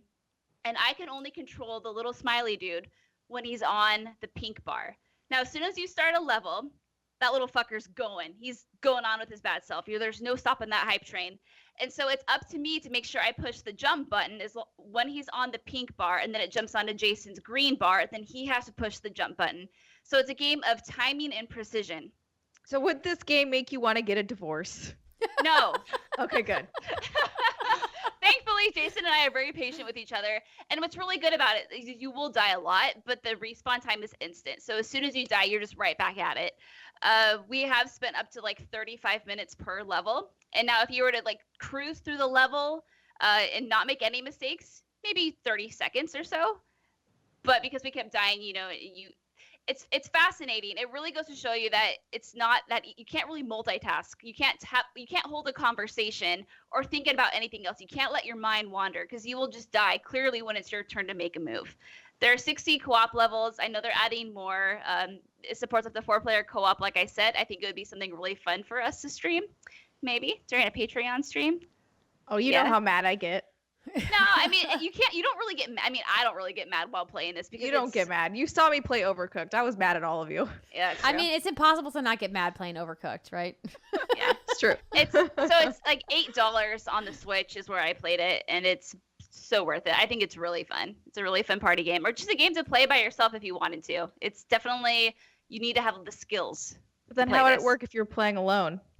I'm assuming, because I haven't done any of the solo stuff, but I'm assuming you just have to like do the jumps at the right time, because there are certain, so you're going along with your bad self, and then there are bars that you can't jump at because they have little arrows at the end of them, and they project you across the level, and so you can't jump on those, and you have to constantly be paying attention. So it's a precision platformer. Gotcha. Yeah. Interesting. Cool. Yeah. Okay. Cool. I'll definitely have to check that out. I have been looking for reasons to test my marriage with my husband to see if we'll make it through. So Perfect. There you no, go. Just kidding. That's not that's not a true statement, honey. I know you're listening. It's not true. I love you. Steimer, speaking of mistakes, Precision platformers. you have been playing Celeste, and in parentheses you write big mistake. What's that about? Oh, girl. So I have been house sitting for someone, and I just am here to record the show. And so I brought my Switch with me and was going through and should have listened to Brittany and should have downloaded the Dark Side Detective. Is that what it's called? You picked Celeste. No, I'm just kidding. It's okay. I did. I picked Celeste. So, but I was like, oh, but like Celeste, I've heard a lot of people talking about it. Got a 10 on a lot of game sites. And even though I know myself and I know I don't really like precision platformers that much, like Super Meat Boy was kind of whatever to me. I was like, everybody loves this game so much. I should at least try it. So I'm going through, and like the first section or level, or not level, but like world I beat. And I was like, okay, it was frustrating at times, but like, this is doable. Then you get to the second world, and some motherfucker chases you while you're trying to precision platform. And I was like, what the fuck is this?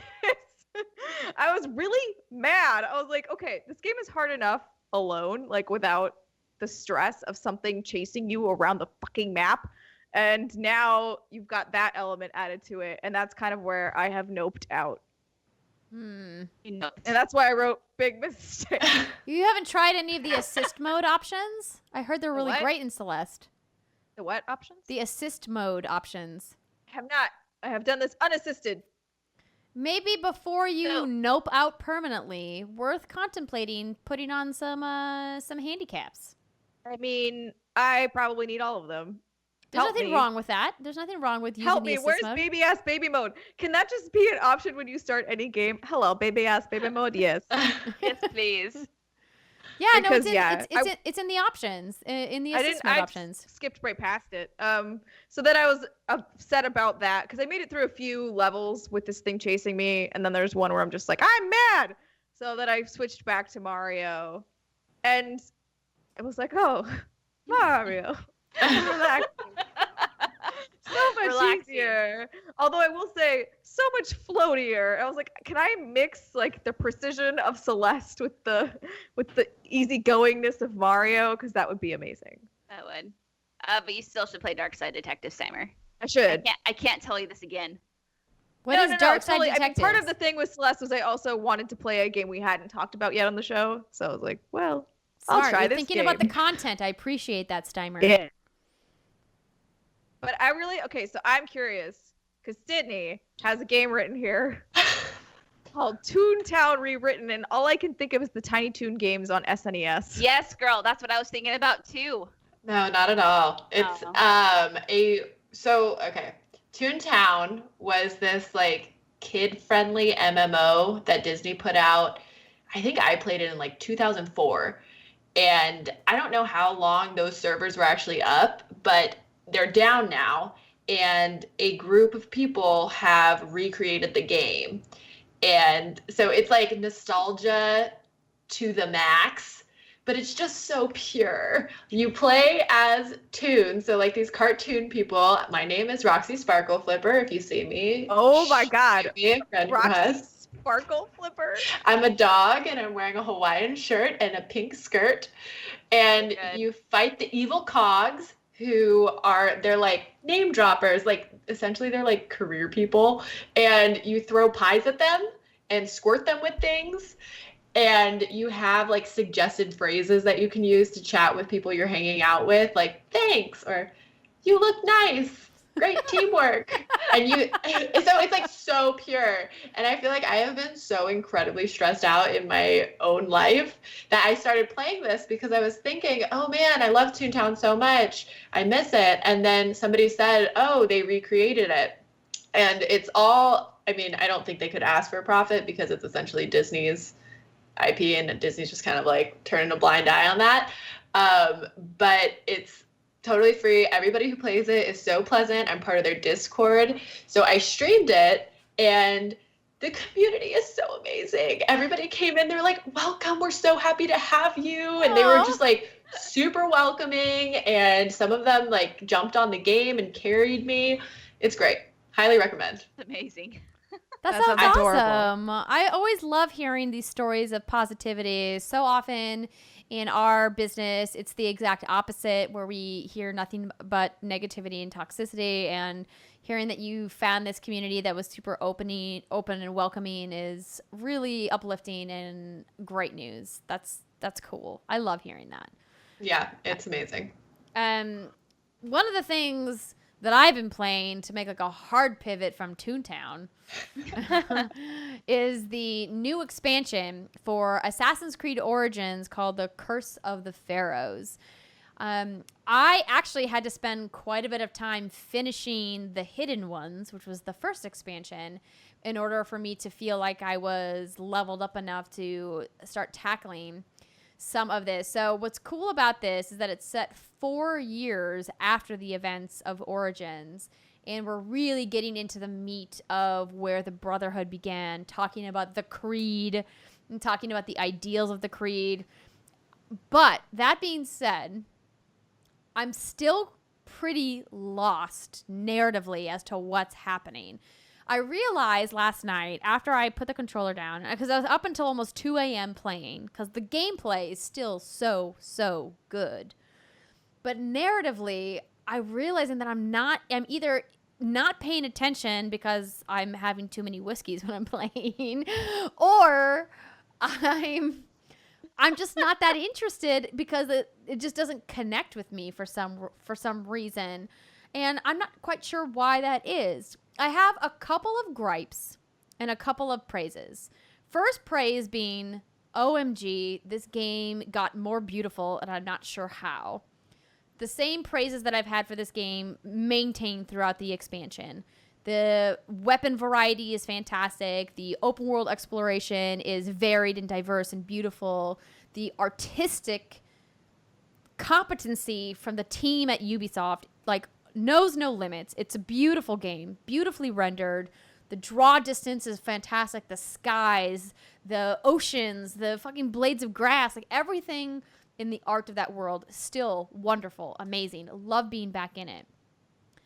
But the combat feels a little bit off in the sense that I did a mission that was labeled a level 46 mission because the new level cap with the expansion is 55. And so I went into some of these missions trying to pace myself. I'm still playing on easy. And I came across a boss in a level 46 mission that was a level 48 boss. And I was like, that doesn't seem right. If it's a level 46 mission, I shouldn't be facing a level 48 boss because I definitely won't be able to beat that boss unless I'm like really good. And not that I'm saying that I like get good, I suck, whatever. But my character, just like the amount of hits that you can take are so few when the boss is that much higher than you. It's like you get 2 or 3 shots and then you're dead. And the arena that you're fighting this boss in, without kind of giving away who the boss is and how it all plays out, is that there's no way for you to go and recover your health and come back, or for you to like crouch or hide or whatever and get your health to like regenerate. Like once your health is down, like it just stays down throughout the fight.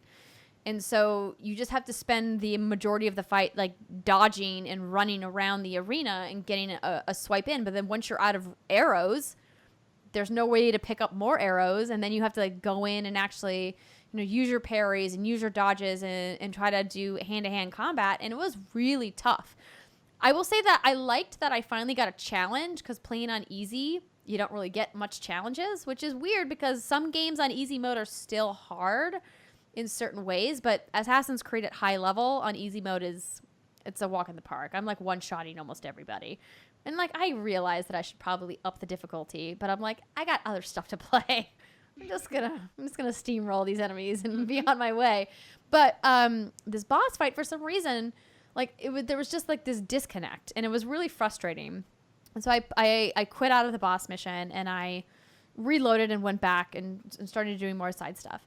And then I found this other mission where I played this one boss fight, and it felt really cheap from a design perspective, in the sense that the boss had a ranged weapon, and even if I swam underwater, or even if I was hiding behind cover, somehow the ranged weapon still hit me. And I'm like, Ooh. I hate that. I was like, this is like, I kept yelling, this is bullshit. We've all had that moment where we're holding the controller, we're looking at the screen going, this is bullshit, this is bullshit, this is such fucking bullshit, I can't believe this bullshit. Mm-hmm. Oh, yeah. And I had that Where moment. you're like, I wouldn't have been able to hit him had this been reversed. I couldn't hit him. I was swimming underwater. I'm supposed to be able to go incognito when I'm swimming underwater. And obviously they could see me for like the first couple of seconds, but like then you like they're supposed to lose track of you. And I would swim around these structures and they could still find me. And then I would climb up the opposite side of a structure, completely hidden from line of sight. But then their targeting system would find me, and I'm like, this is okay. Did you forget that like they planted a bug on you and like you need to rip it off before you can continue right. the I mission? forgot in ancient Egypt they have targeting missiles. You're right. They do, yeah. It's like the I little scarabs. They like programmed them, and then they crawl into your skin. Man, I feel stupid. I completely forgot. Thanks for pointing that out, Steimer. Anytime. So I had a few gripes. But the thing that I wanted to bring up was, since I'm playing on Xbox One, whenever I unlock an achievement, Xbox shows you the percentage of players that have unlocked that achievement, which I find really fascinating.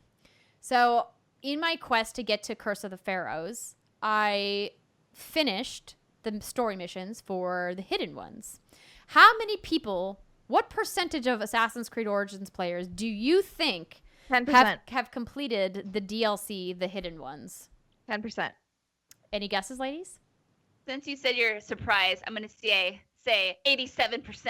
Okay. Oh, wow. Sid? I was going with a generic 20% because like 80-20 rule, you know? Right. So by Price is Right rules, you all have lost. Oh. Oh. I was trying to do a Price is Right thing. 4.1%. 4? Oh, man. 4.1. Okay, well, not by Price is Right rules. I was the closest. You were the closest. Yes. I was, yeah. That was real bad. I was trying to play by Price is Right rules, but now I realize I did way bad. That's the opposite. That was you said worse. $1. Yeah. You say 1%. I know. I forgot, Steimer. It's been a hot minute. Dang. I was flabbergasted when I saw that number come up. I was like, oh my gosh, I can't believe Ubisoft has put so much time and energy into building this amazing expansion, and literally 4% of the players who have been playing Assassin's Creed on Xbox One have finished the DLC. And then I was like, okay, now I'm curious. I want to go in and look at the other achievements. And only 23% actually finished the end, which is like the final story mission in Assassin's Creed Origins, which isn't as surprising because I think we've seen stats before where it's like only 10% of gamers actually finish their games, and like 90% really never hit the end, like the end story content of the vast majority of games they play. It just haunts them for the rest of their lives. Yeah, it's forever in the pile of shame. I just was not prepared for how low that number was. And obviously, like, the Curse of the Pharaohs just came out. So Right. like, the amount of people who just finished that was like super, super, super low. We're talking like less than 1%, but I mean, it just came out, so I'm going to give it some time. But the idea that the hidden ones has been out for a little while now and nobody seems to be playing it, it kind of bums me out. I don't know if other people feel this way, but for me, after I finish a game, if any post-release launch DLC comes out after I've finished and wrapped up the story, it's really hard for me to jump back into that. I feel like I've closed the door on that story. I mean, I don't even think I never finished that Mass Effect DLC. Summer, what was it? The party one at the end where y'all Citadel? like Oh, together. yeah. for Mass Effect 3? The Citadel. Yeah. Citadel. Yeah, Yeah. Citadel. I didn't do that one either. No, and I didn't do the Last of Us DLC, and it I did sucks. do the Last of Us DLC. I've heard it's all so good, but there's just like a mental block there where it's hard for me to like jump back into it. I don't know. It really depends. Like, it has to be incredible for me to go back. So like the Last of Us was a great example of DLC where I went back and was like, yep, completely, totally worth my time. Not to say that other ones aren't, but it was harder for me to want to go back to those worlds than it was for The Last of Us, because I loved The Last of Us so much. I don't think I've ever purchased a DLC that isn't a multiplayer DLC. Wow, really? Yeah. I Well, mean, that because might you're- also... Oh, sorry, go ahead. I was going to say that might also skew because I play mostly multiplayer games. But I've never been... I mean, I enjoyed Wolfenstein so much. It was my game of the year last year. Wolfenstein 2, I should qualify. And I know they have DLC, but I haven't even thought twice about it. They have new DLC out this week, actually. Mm-hmm. Could be a first for everything. That's not a saying. I just put words together. But there's a saying somewhere in there. Well, I'm curious, 'cause on here it says you're about to start The Last of Us. So I'm curious to see whether or not you will be like interested in getting the DLC when you're done. Yeah, we'll see. Well, I don't know if it'll be different because I think it's similar to what Britt was saying, where once I'm out of a game, like, I'm out of it. That's true. Yeah, and you're So- rolling into it with the Okay, that makes So sense. maybe it's something where I'm playing the game and then I know there's extra content, so I'll just roll straight into it. Now, obviously, for Final Fantasy 15, those rules I said do not apply to you because I've been playing the ever living shit out of that game. There's always those games, right? I Like, know. although only with half for The Witcher. Like The Witcher, the first expansion I played a lot of, and then I didn't play the second one just No. because I was busy, and then never went back to it, like you do.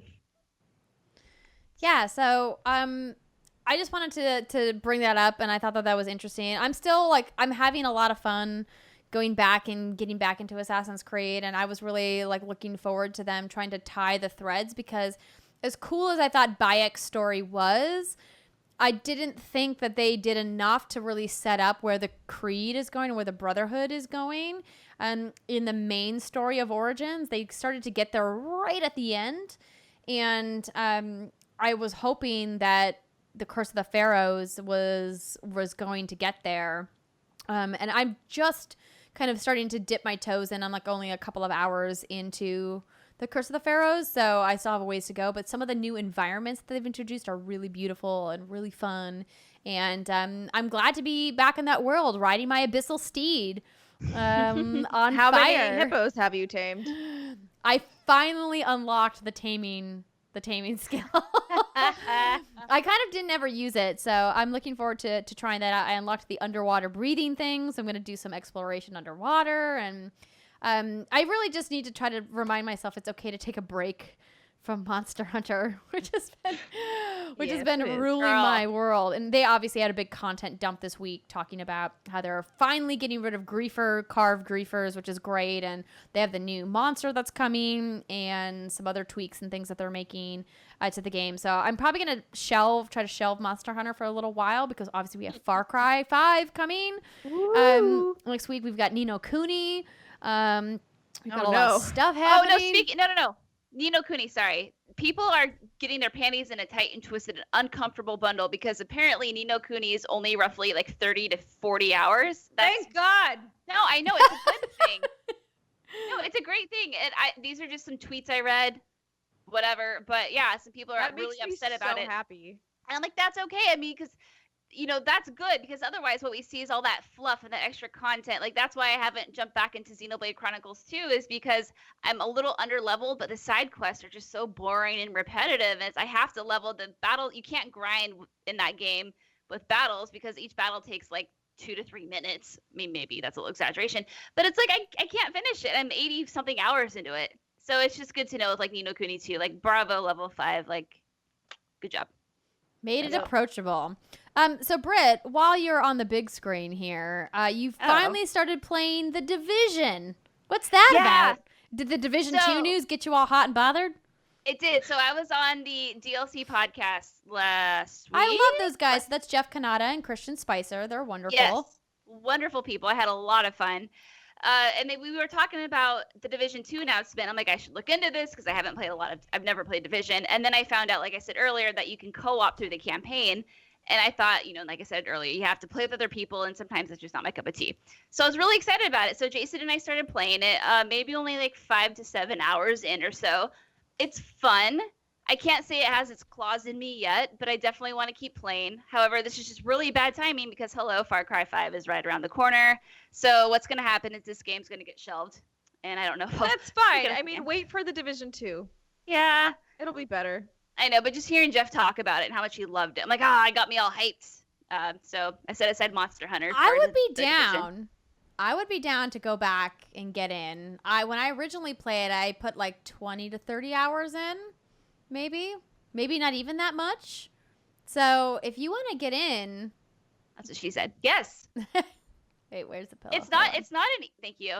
It's not an easy game is what I'm learning. Maybe it's because I'm still so new to it. But if I'm a level 4 and I have to go against like a level 5 crew of people, like not real people, but AI, even then, I'm bad at shooters. I'm real bad. But I get my ass handed to me frequently. But it's fun.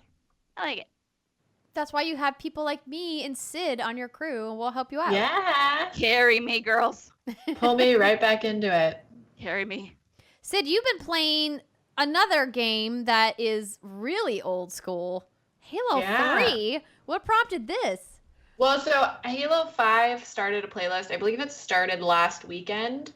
They have a spot in their social playlist, or social playlist that rotates. And so the rotating playlist, I guess that would have been easier to say, is the Halo 3 playlist, which is exciting. And it features Forge maps that are community made based on Halo 3 classic maps, which I think is just like a really cool way to feature the community. But also it takes away a lot of the Halo 5 features, and the actual like gameplay feels very similar to Halo 3 as far as you can't sprint, you really don't have aim down sights.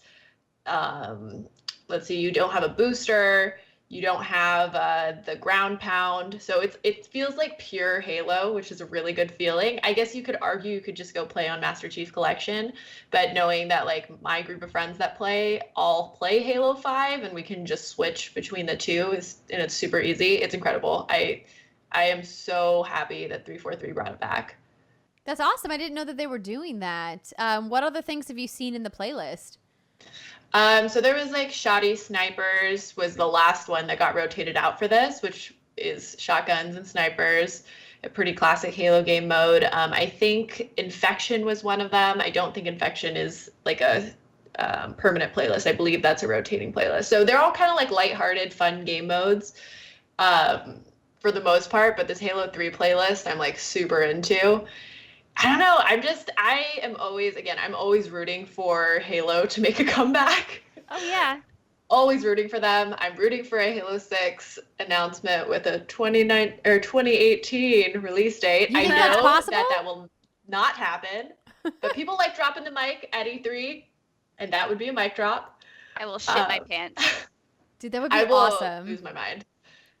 Yeah. Oh my goodness. I'm very much enjoying it. Yeah, I have to say I was really disappointed with the campaign in Halo 5. I was bummed. I thought it was not very good, especially since I thought 343 did such a great job picking up the Halo baton from Bungie when they left, and I was really happy with everything they did up until Halo 5, and something about the way that they did the campaign that game, I just didn't like it. Maybe, and I know Britt loves Halo 5, and I feel like Halo, yeah. You really liked it, didn't you? I really liked Halo 5. I'd say it's one of the best. It's the shooter that felt the best to me, but the campaign took a hard pivot. Where that story went, I was like, what is happening here? I don't even remember it.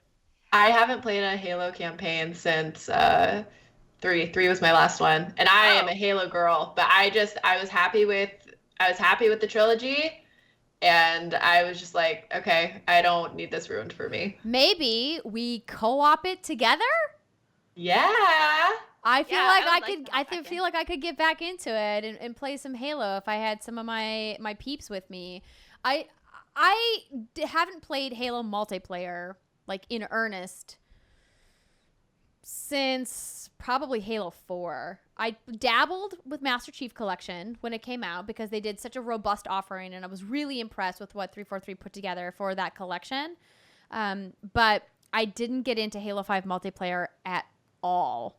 And I think it was because the campaign left a sour taste in my mouth that I was just like, bye, Felicia. And I was done. Yeah, Halo 5's multiplayer has felt the best to me since 3. For That's what sure. I've heard.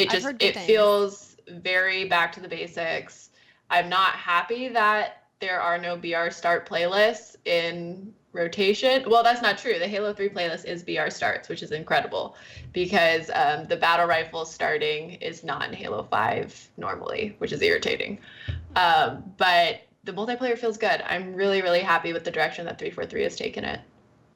That's awesome. Well, yeah, I'll have to set up a date. We'll get our frag on. It'll be great. Yeah. All frags all the time. All right, so I'm looking at the list of what we have left to talk about before we wrap this segment. Britt says that she has some patch woes, but I think what we're going to do is we're going to punt talking about Kingdom Come Deliverance until they get their ish together. That's basically it. I punted it. And then, Sid, you have PUBG in here. You have a kind of like shooter in there. So, have you been playing PUBG for a while, or have you just gotten started? What kind of a PUBG player are you? So I tried to play it on PC before it came to Xbox, and it was a sad, sad time. I am not a PC gamer in the slightest. Like, I'll play League, but I feel like that muscle memory in your fingers is so different. Yeah.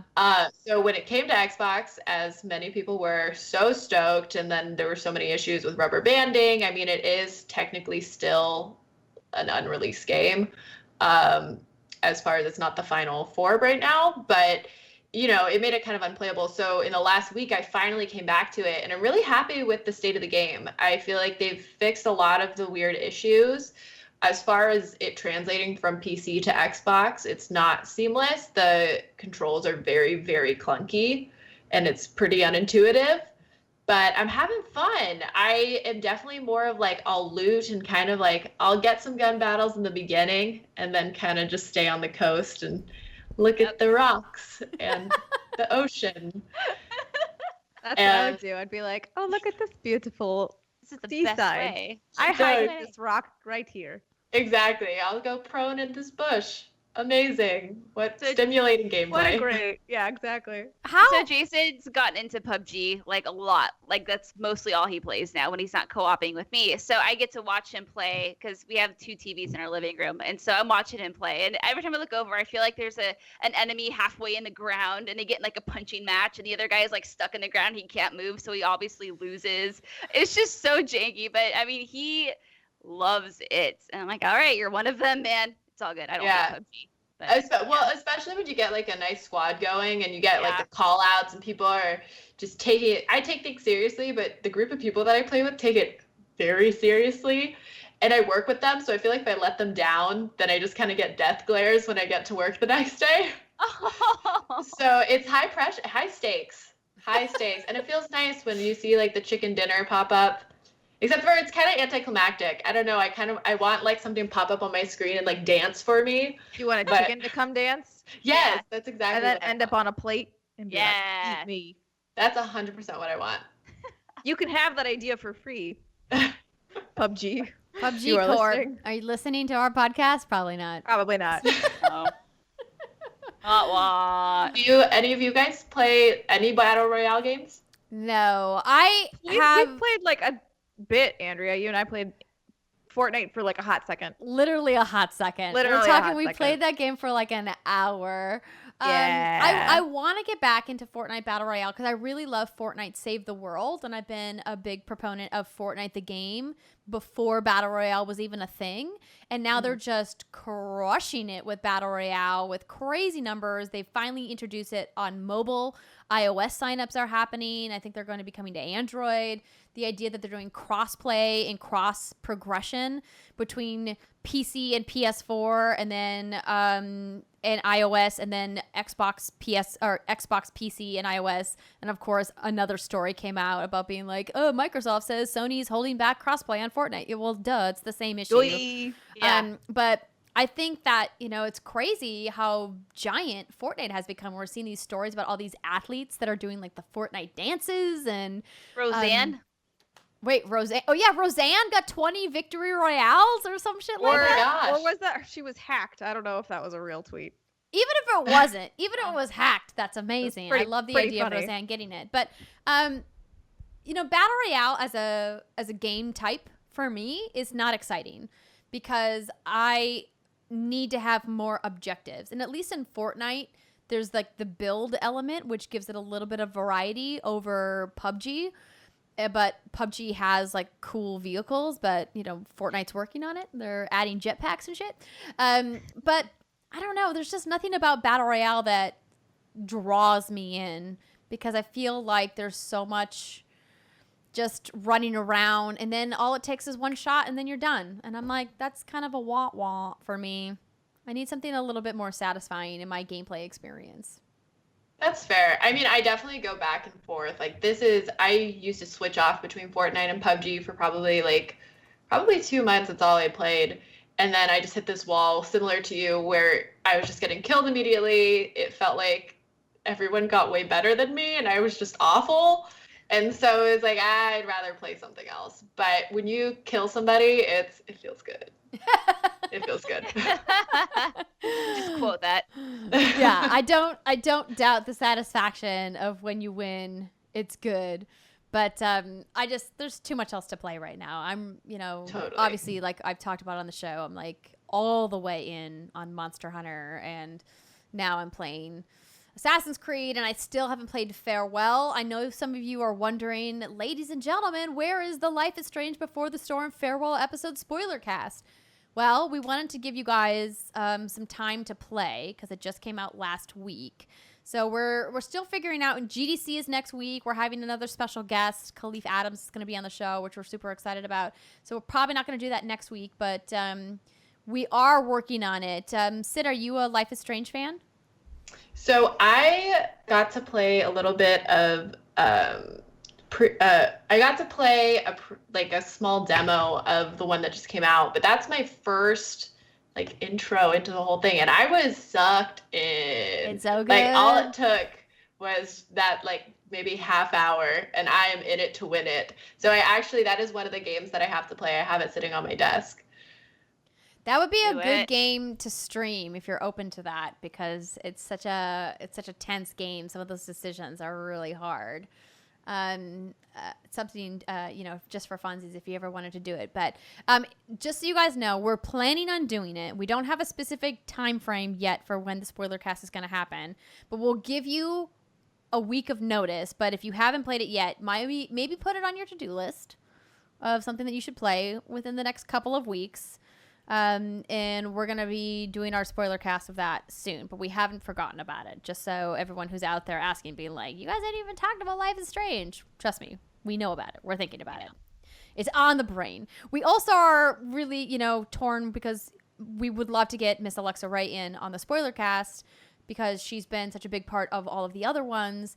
But, we want to make sure that she doesn't feel pressured for us to be waiting on her, and so it's very likely that we're going to be doing the spoiler cast before she comes back, just as like a real talk FYI. But I'll keep you posted on when we plan to do that. So this has been great. We're going to take another short break before we come back for our last segment, where we're going to learn all about Sid, what she loves, how she got started in games, what she's working on now. So grab a drink, take a bathroom break. We'll be right back.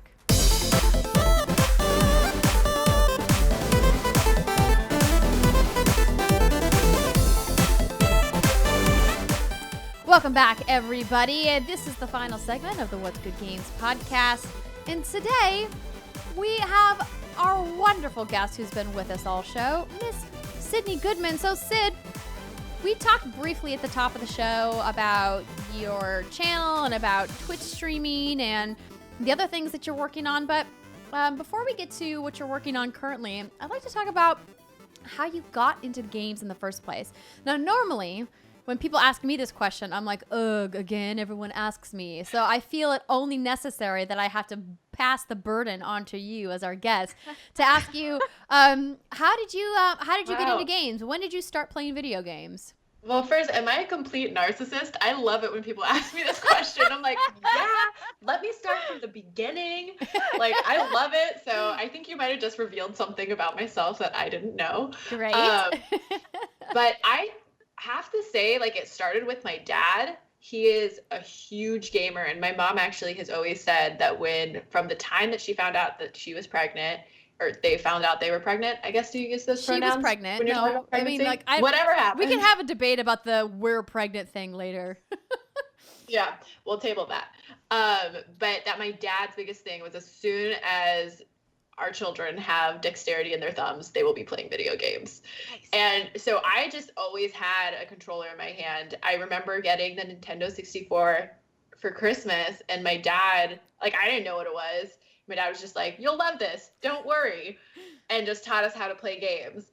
And so I think it really kicked off, though, with Halo, coincidentally. He would play, how old was I when Halo came out? I was probably in, like, 2nd grade. And he would play it outside of my bedroom while I'd fall asleep. And eventually I, like, would walk out there and be like, hey, I want to play. But the music scared me. So I didn't play Halo Combat Evolved with any sound up until I went and replayed it. Wow, that's crazy. Yeah, because I had no idea what was going on. And because the, like, oh, like the little ominous voices, it creeped me out. So I started playing They are Halo. a little creepy. Right? Yeah. It's creepy. Yeah. But, you know, killing aliens, that's not creepy at all. Totally normal. Totally normal. So I started playing that. I played it with my dad, and then I have a brother, and it was something that was like a point of bonding for all of us. Which I loved, and it was great that my brother got into it, just because, like, as my dad got busier, we could still play together. So grew up playing Halo, you know, played Fallout, Call of Duty, etc. And then I went to my first esport event, which was MLG Anaheim in like 2013 or 14. And I think that's like where I really caught the bug that kind of catapulted me into where I am now. I remember I watched Call of Duty, and it was Optic and Evil Geniuses playing. And at that point, Nadeshot was playing on Optic. And I remember the person I was with was like, oh, you should look him up. I think you'd really like his YouTube videos. And I was like, oh, okay. Like, I didn't even know that was a thing, that these esport people, which I was super new to esports. So it was a lot of newness for me. Yeah. But he's like, look up Nadeshot. And I remember watching his vlogs, and all the comments were like super positive, and they were like, wow, man, like, you're really changing my life. And it was just like this sense of community. I don't know how I didn't see any saltiness, but somehow I did not see an ounce of salt, and was like, oh my gosh, like, I want to be a part of this. I think I can do that. And that was a super naive thought, because I only owned a Mac at that point, and I was like, I'll just buy a computer. It's fine. Yeah, it's totally cheap. I can do it. No problem. That was exactly it. Well, and the dumb thing was I bought my mic and my camera and my Elgato before I even looked into what a PC needed. So I had everything, and at that point I was like, well... Air quotes, had everything. Right? No, exactly. I was like, it can't be that expensive. And then I remember, out of all places, I went to Best Buy and was like, hey, I'd like to purchase this thing to stream on. And he was like, I think this can do that. It couldn't. So then I bought this janky PC and streamed jankily for like a year.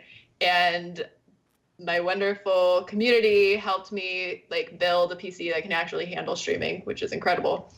But yeah, and like through all that time, I started getting more involved in PAX. I started working really closely with Red Bull Esports when they had their Destiny partnership.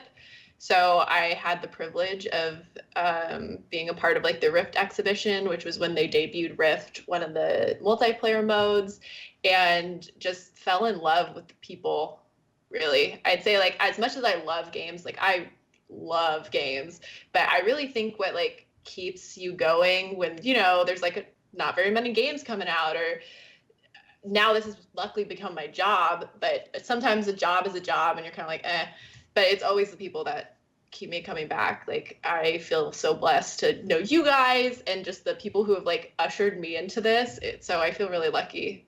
That was a long answer. That's what Okay, great that's what we needed. We wanted all of the details, and you did not leave anything out. And I think it's awesome that you have, had such a unique experience, because your experience getting into the business is so different from Steimer's story or my story or Britt's story. And that's what's awesome about that our industry, is that there are so many different ways to be a part of the community and a part of the culture and a part of the business overall. And I find that super fascinating. So when you say my job, what is that for people listening? Like, what is your job right now? So my job right now, I receive my paycheck from BuzzFeed, which is cool. So I work for BuzzFeed as a content strategist, which basically means that I think about our videos on YouTube and think about the best, what channel it should go on and the best audience for it, and basically think of how to put every video in the best position to succeed. So that starts from like thinking of the idea. Let's say, Far Cry 5 is coming out and we're like, we should do a video on Far Cry 5. I'm helping hone in on like, what does that mean for BuzzFeed? How can we do this in the most successful way? Who are we trying to target? And then like I'll be on set occasionally as far as like helping direct where we're going with it and check out the edits, and then it goes out to the people, and I'm kind of the final set of eyes for that, as well as like high level strategy. And on top of that, I also will produce videos if my main stuff lets me have time to do that. And then I'm hosting, which is fun. So it's like nice because I never really know which hat I get to wear when I walk into the door. That's awesome. I love that. Mm-hmm. Is there a particular video that you've worked on for BuzzFeed that you're proud of, or that you would love people to go check out? Something that you're like, I did this thing and it was really cool? Yeah, I would say that actually the video I'm most proud of is going to come out next Thursday, so keep your eye out for that. It's called, well, we don't have an official title yet, but it's going to be called Second Chance Gaming or something related to that, which is really exciting. But the one that's currently out is probably, what is the title? I think it's like, we played Grand Theft Auto without breaking any laws, and I'm most That seems proud impossible. of it. It was very difficult. Very difficult. And actually, if you watch it, I'm not going to spoil it. You can go ahead and watch it and get angry because I'm very bad at it, at being a law-abiding citizen. But I think that was super exciting just because it was like our first real gaming win at BuzzFeed. It like really hit, and that originally was why I came to BuzzFeed, was to kind of birth what it meant for BuzzFeed to be covering games. So it meant a lot to everybody on the team just to like see people really resonate with the content we're making. Yeah, it's been interesting watching BuzzFeed as a brand evolve from, listicles, man, because we all really were introduced to BuzzFeed as like 7 ways to tell you love Southern California, or like 13 ways to use quinoa that you never thought of, right?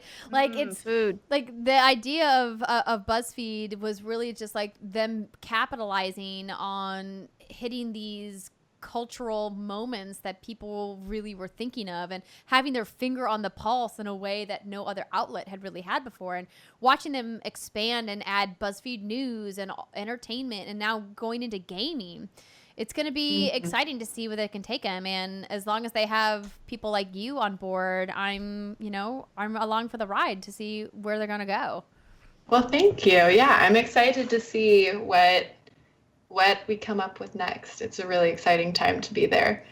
So what about your streaming channel? So how often do you stream? Yeah, so I usually stream 3 to 4 times a week. It's been really interesting to go back to kind of Alexa's note of like prioritizing your health, and just like my mental health really suffered when I was streaming full time and working, well, not streaming full time, but streaming as much as possible and working full time was like not very good for me. Yeah. So I recently kind of stepped back, and I'm doing 3 to 4 days a week, which is wonderful. And it was this weird thing where when I decided, I don't even know that I had like a really consistent schedule prior to deciding that I was cutting back, but it was this idea in my head that was like, I need to stream as much as possible because like I don't want to let my community down. And I realized that like most of the people there want to see me happy and healthy. And so upon telling them, hey, I'm super burnt out and I'm really, really struggling with like putting this pressure on myself, they're like, oh my gosh, like, don't worry about it. Girl, stream when you can. take a break, girl. Exactly. Get a pedicure. Live your life. I stream about 3 to 4 times a week. I usually am streaming multiplayer games, just because I've found that my attention can't sustain a story game and chat, and I end up kind of just like halving both. So yeah, it's incredible. I feel like streaming has been the biggest like explosion in my life, just because who would have thought? I didn't even know it was a thing, and then all of a sudden it's become like one of the most important things to me. Stiver, you used to stream quite a bit. Did you find certain types of games were more difficult for you to stream than others? What's funny is like I'm the actual opposite of Sid, and I really liked streaming story-based games. Well, depends on the story. So like certain ones I wanted to play alone.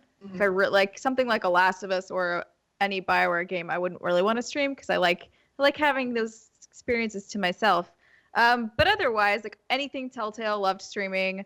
But I will say it was easier when there wasn't a story to pay attention to, because then you can kind of more engage with the chat and you're still doing something over here, but sort of like for instance, The Sims. The Sims was great because you have a good conversation going and then you just murder all of your Sims and it's wonderful. Well, I feel like in a casual game, murder happening in the background. right? Well, and I feel like in a game like The Sims, there's more downtime that you could like leave your sim, momentarily to address the chat or to talk to chat or answer questions, and it's not going to negatively adversely affect the gameplay. Whereas in a game like Destiny, for example, you can never pause it, right? It's like always live, and so unless you're in orbit, you really have to like be on your toes all the time. Same with like a lot of multiplayer games. Like if you're in the middle of a match, you can't like stop and look at what chat's doing. You got to be like eyes up all the time onto the action that's happening on screen. Mm-hmm. Yeah, I'd have to say maybe it's because I found the right people to play with, and so they understand and they kind of will pick me up a little bit if I'm like, they won't get too frustrated if I'm completely distracted by what's happening, because like during a respawn I looked at chat for too long. But I think I've almost mastered the art of looking at chat just enough but not pissing off the people I'm playing with. I think they haven't said anything to me yet. Yeah, what are some of like the lessons learned from someone like you who streams quite a bit? Are there any pro tips that you would give to people who are looking to get into streaming or who are currently streaming, things that you have found success with? Yeah, I mean, my biggest tip, and I'm rolling my own eyes that this is a tip, but just like be yourself. Thanks, girl. Andrea's holding up the "That's What She Said" pillow. Yeah, just be yourself. I've found that what I get the most out of streaming and what people have said they get the most out of my streams is just like being pretty real with people. And I know it's important to like, yeah, guys, streaming's great. I'm so happy all the time. But I think the most meaningful streams and my best streams have kind of been when I can say, you guys, I had an awful day and we're going to blow off some steam and we're going to play some Halo. And that's just kind of where I'm at. And it's really opened the floor to the community, which is what's important to me. I know that other people watch streamers because they're like the best Fortnite streamer. I'm looking at you, Ninja. And like, I get that that's a thing, but I am nowhere near that caliber. And I've understood that. So kind of like find what you're good at, and that people can tell when you're not having a good time. So it's tempting to play like the biggest game, but if you hate that game, don't play it. Yeah, right? People can tell. People can tell, and like you're not having a good time and other people aren't having a good time. So I think my biggest pieces of advice would be to be yourself, play games that you want to play. And now Twitch has like IRL and crafting and music. Like if it's not a game, then draw or play the piano or whatever makes you happy. Or make up stupid songs like me. Yeah. You should do that, Steimer. No. That The should be thing your is, new thing. as like you mentioned earlier, said when you were saying you were streaming a lot and it was kind of taking a toll on you. That's kind of why I stopped streaming, was just because it was just too much. There was too much happening. It was too much. It was more stressful than it was fun at that point. And since I wasn't making a lot of income from it, it was kind of like, why am I doing this? Yeah, I have to say, I think that I also benefited from I started working, like started a career path outside of streaming that I was excited about. So it definitely took off of pressure because I started streaming when I was in college. And I think part of my thing was like, I need to stream because it's going to get me somewhere. I don't know where that somewhere is, but I need to keep doing this. And so as I started working full time, be like, hey, I really like what I'm doing, I definitely felt less of a pressure to put everything on this. And I think my streams benefited from it, honestly, because I'm sure I was really tense during those streams when I felt like I need to make this my job versus, hey, I really enjoy this. And like, if it grows, amazing. But if it doesn't, I'm doing it because I really love this. Totes. That's awesome. Yeah, it's one of those things that streaming for me was always an afterthought because when I started working in digital video, YouTube was the predominant platform. And when we were streaming, it was always to Ustream or Justin.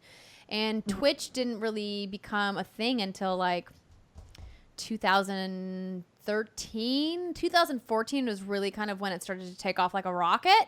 And now obviously they're everywhere and they're huge and they've really just been having like exponential growth year over year. And sometimes, fans of ours will be like, why don't you guys stream more? And I feel like I can never give enough. I feel like the streaming community just wants so much of your time. They want you to stream for so many hours and to be able to hit people in all of the different time zones. It really is a full-time job. I mean, you look at guys like Ninja or like Dr. Disrespect or any of the other thousands of full-time streamers out there. I mean, they're streaming 6-7 days a week, sometimes like anywhere from 5 to 10 hours a day.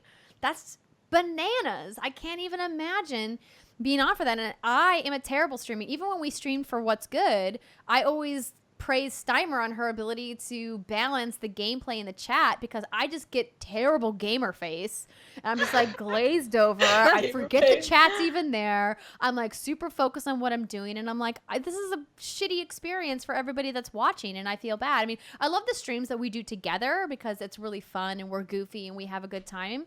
But when I stream solo, there's just something about it for me that's such a big disconnect. And I wish that I liked it more because I love that our community really wants to share that with us. I'm just a terrible streamer. I'm just gonna say it. That it is like a lot of people are like, oh, you sit around and you play video games and you get money. And it's like, no, they're entertainers. Like you have to think of it more as entertainment. Because I was always so drained after streaming. And one day, honestly, I turned off as soon as I stopped, I just cried. Oh, I was just like, and I was like doing the voice, like you're like doing the voices, you're doing the whole rigmarole. And then like, I turned it off and then I was like, I'm going to go cry in my bedroom now. And I did. And like, I can't remember why.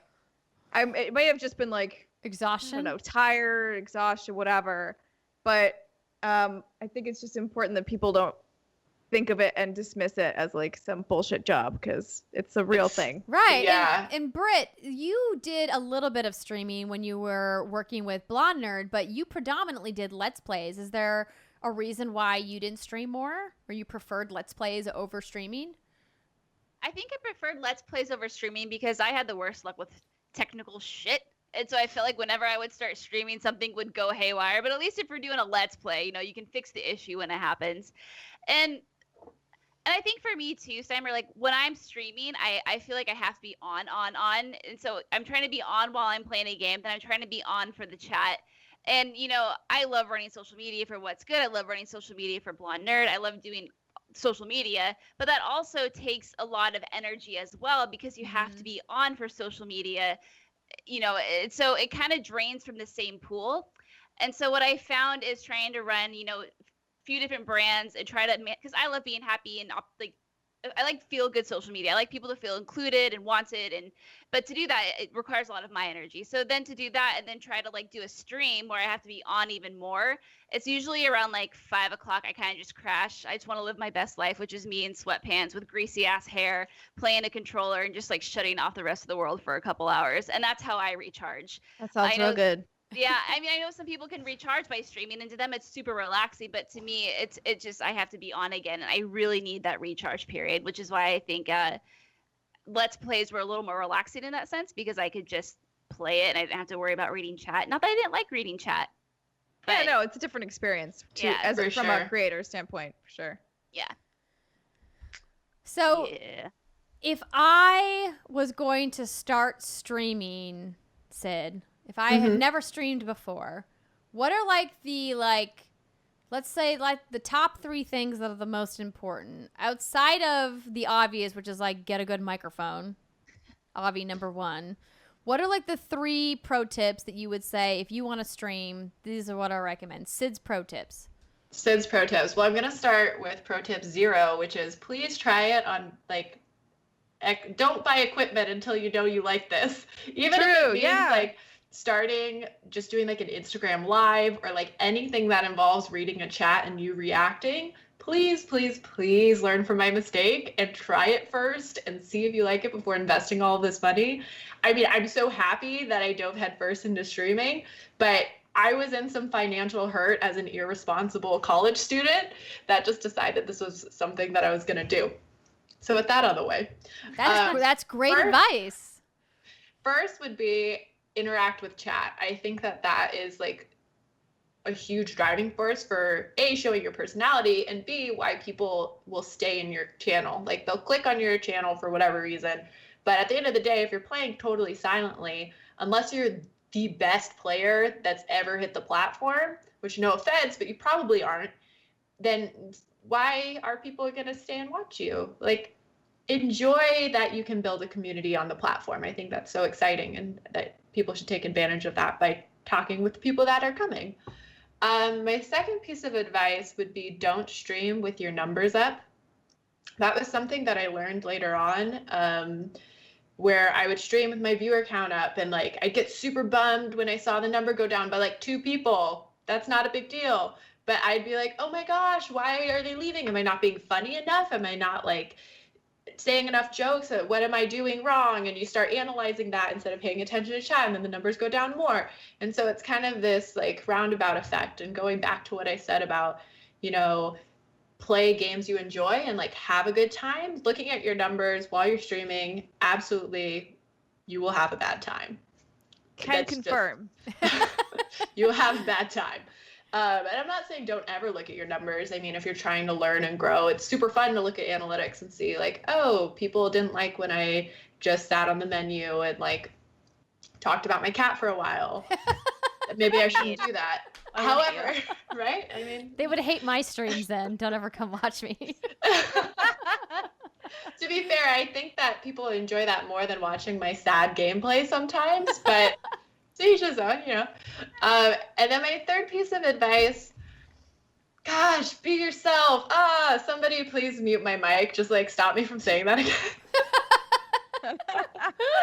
But there's so many wonderful streamers on Twitch, on the internet. There's lovely personalities, and as much as you can admire them and look up to them and take a lot of inspiration from them, I think you have the best chance of grabbing an audience, if that's your goal, when you're showing off what makes you unique and just connecting with people. I have found that is what I get the most out of Twitch, and I think that's what people get the most out of my stream, especially as I've stopped focusing so much on growing it to its max, and I've kind of just been well, these people have been with me for 3 years, and they've been with me when I've taken 4 months off, and they've come back, so we're pals at this point. We're in it to win it, so let's just hang out.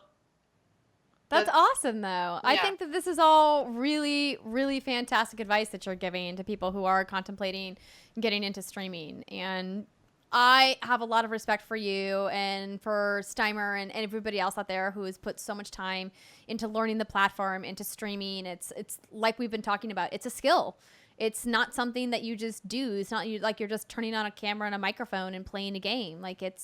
Like these people who have found success didn't find it overnight. Like there's a lot of people want to point at a guy like Ninja or even a guy like Dr. Disrespect and go like, oh, like they just came out of nowhere, when in reality, like Ninja has been streaming for years, you know, and he just recently was able to find this skyrocket to success with Fortnite, but he has been working and honing his craft and doing it for a long time. He's put in the sweat equity.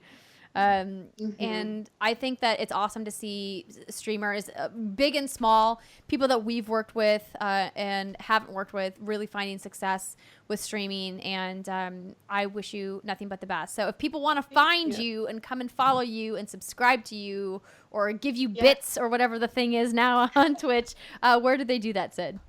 You can find me at twitch.tv/SydSoGood, and that's SYD. So good, SOGOOD. And I'm live for sure on Mondays and Wednesdays at 6 p.m. Pacific time. And then the other 2 streams kind of float somewhere between Friday and Sunday. So keep an eye out on that. So you can also just follow me on Twitter, and I tweet it out every time I go live. So that's twitter.com/SydSoGood. Love to have you there. Awesome. And what's the BuzzFeed channel where we can catch your gaming content? It is youtube.com/BuzzFeedBlue. Every once in a while, you'll see me pop up on another channel, but BuzzFeed Blue is where it's my home base. Leave a nice comment about how much you love BuzzFeed gaming. We will. We're gonna go and do that, and I'm sure Britt would have no problem bringing what's good over there, giving you a thumbs up and a hey and like a hey, check out Sid over on what's good. Hey. Ladies, do you have any final questions or parting thoughts for Sid before we wrap up? That you're a wonderful, beautiful human. I didn't really get to know you before this, but you're really fun and bubbly and very likable, and I enjoyed having you on. Oh my gosh, this is so nice. I will gladly, if you ever want to have me back, we can start a new thing. Britt will just shower me with compliments, and I will react in awkward ways. I see it now. I love it. No, we got a thing here. Perfect. I love this. As I cough Andrea's into coughing. my microphone. This is what's great about What's Good. We're all about sharing the positivity and spreading the love. Well, Sid, again, thank you so much for being on the show and talking to us about streaming and what you're doing. We loved having you. We love spreading the word about other people doing awesome things in the video game space. So please do go visit her on all of the sites. We'll have all those links in the show notes for podcast listeners and in the YouTube description for people who are watching at youtube.com/whatsgoodgames, which, by the way, if you guys listen to the show on podcast, you never watch the video, it still would mean a lot to us if you head on over to our YouTube channel and hit the subscribe button. Even if you never actually watch the videos, just doing that would really mean a lot to us. It's just a small token. And vice versa, if you watch it on YouTube and you never listen on podcast, maybe open up an app like Overcast or open up your Google Play, or you go to Spotify and click the subscribe button. We'd really appreciate that as well. And don't forget, we still are promoting our awesome new designs on our merch store. That's teespring.com/stores/whatsgoodgames if you guys want to check those out. We have some new stuff that's in the pipeline that we're hopefully going to announce semi-soon, but we have a lot of stuff happening in the merch store right now, which is really exciting. And I can't decide which one is my favorite, if it's the baby ass baby mode, if it's the goodbye forever. Baby ass baby mode. Baby ass baby mode is pretty good. I'm thinking Just about such a making fun it thing into to say. I'm thinking about making it into a pillow to put on set. Yes. Yes. Yeah. I want it on my couch. Okay. Well, maybe we'll add the pillow into the store. So if you also would like a baby ass baby mode pillow, you could buy it. We'll work on getting that for you guys. But thank you so much for listening to the show. Don't forget, once again, patreon.com/whatsgoodgames. That March exclusive video is up right now. Us talking to Pikachu, and the secret segment is coming soon where we talk about some of our experiences in high school. It was a really good conversation, you guys. If you have never subscribed to the secret segment tier in Patreon, this might be the one to get you in. Oh boy. It's a was fun so one. much fun. I loved that. They're coming soon. Thank you so much again to everybody. Have a fantastic weekend, and we'll see you guys next week. Bye, everybody.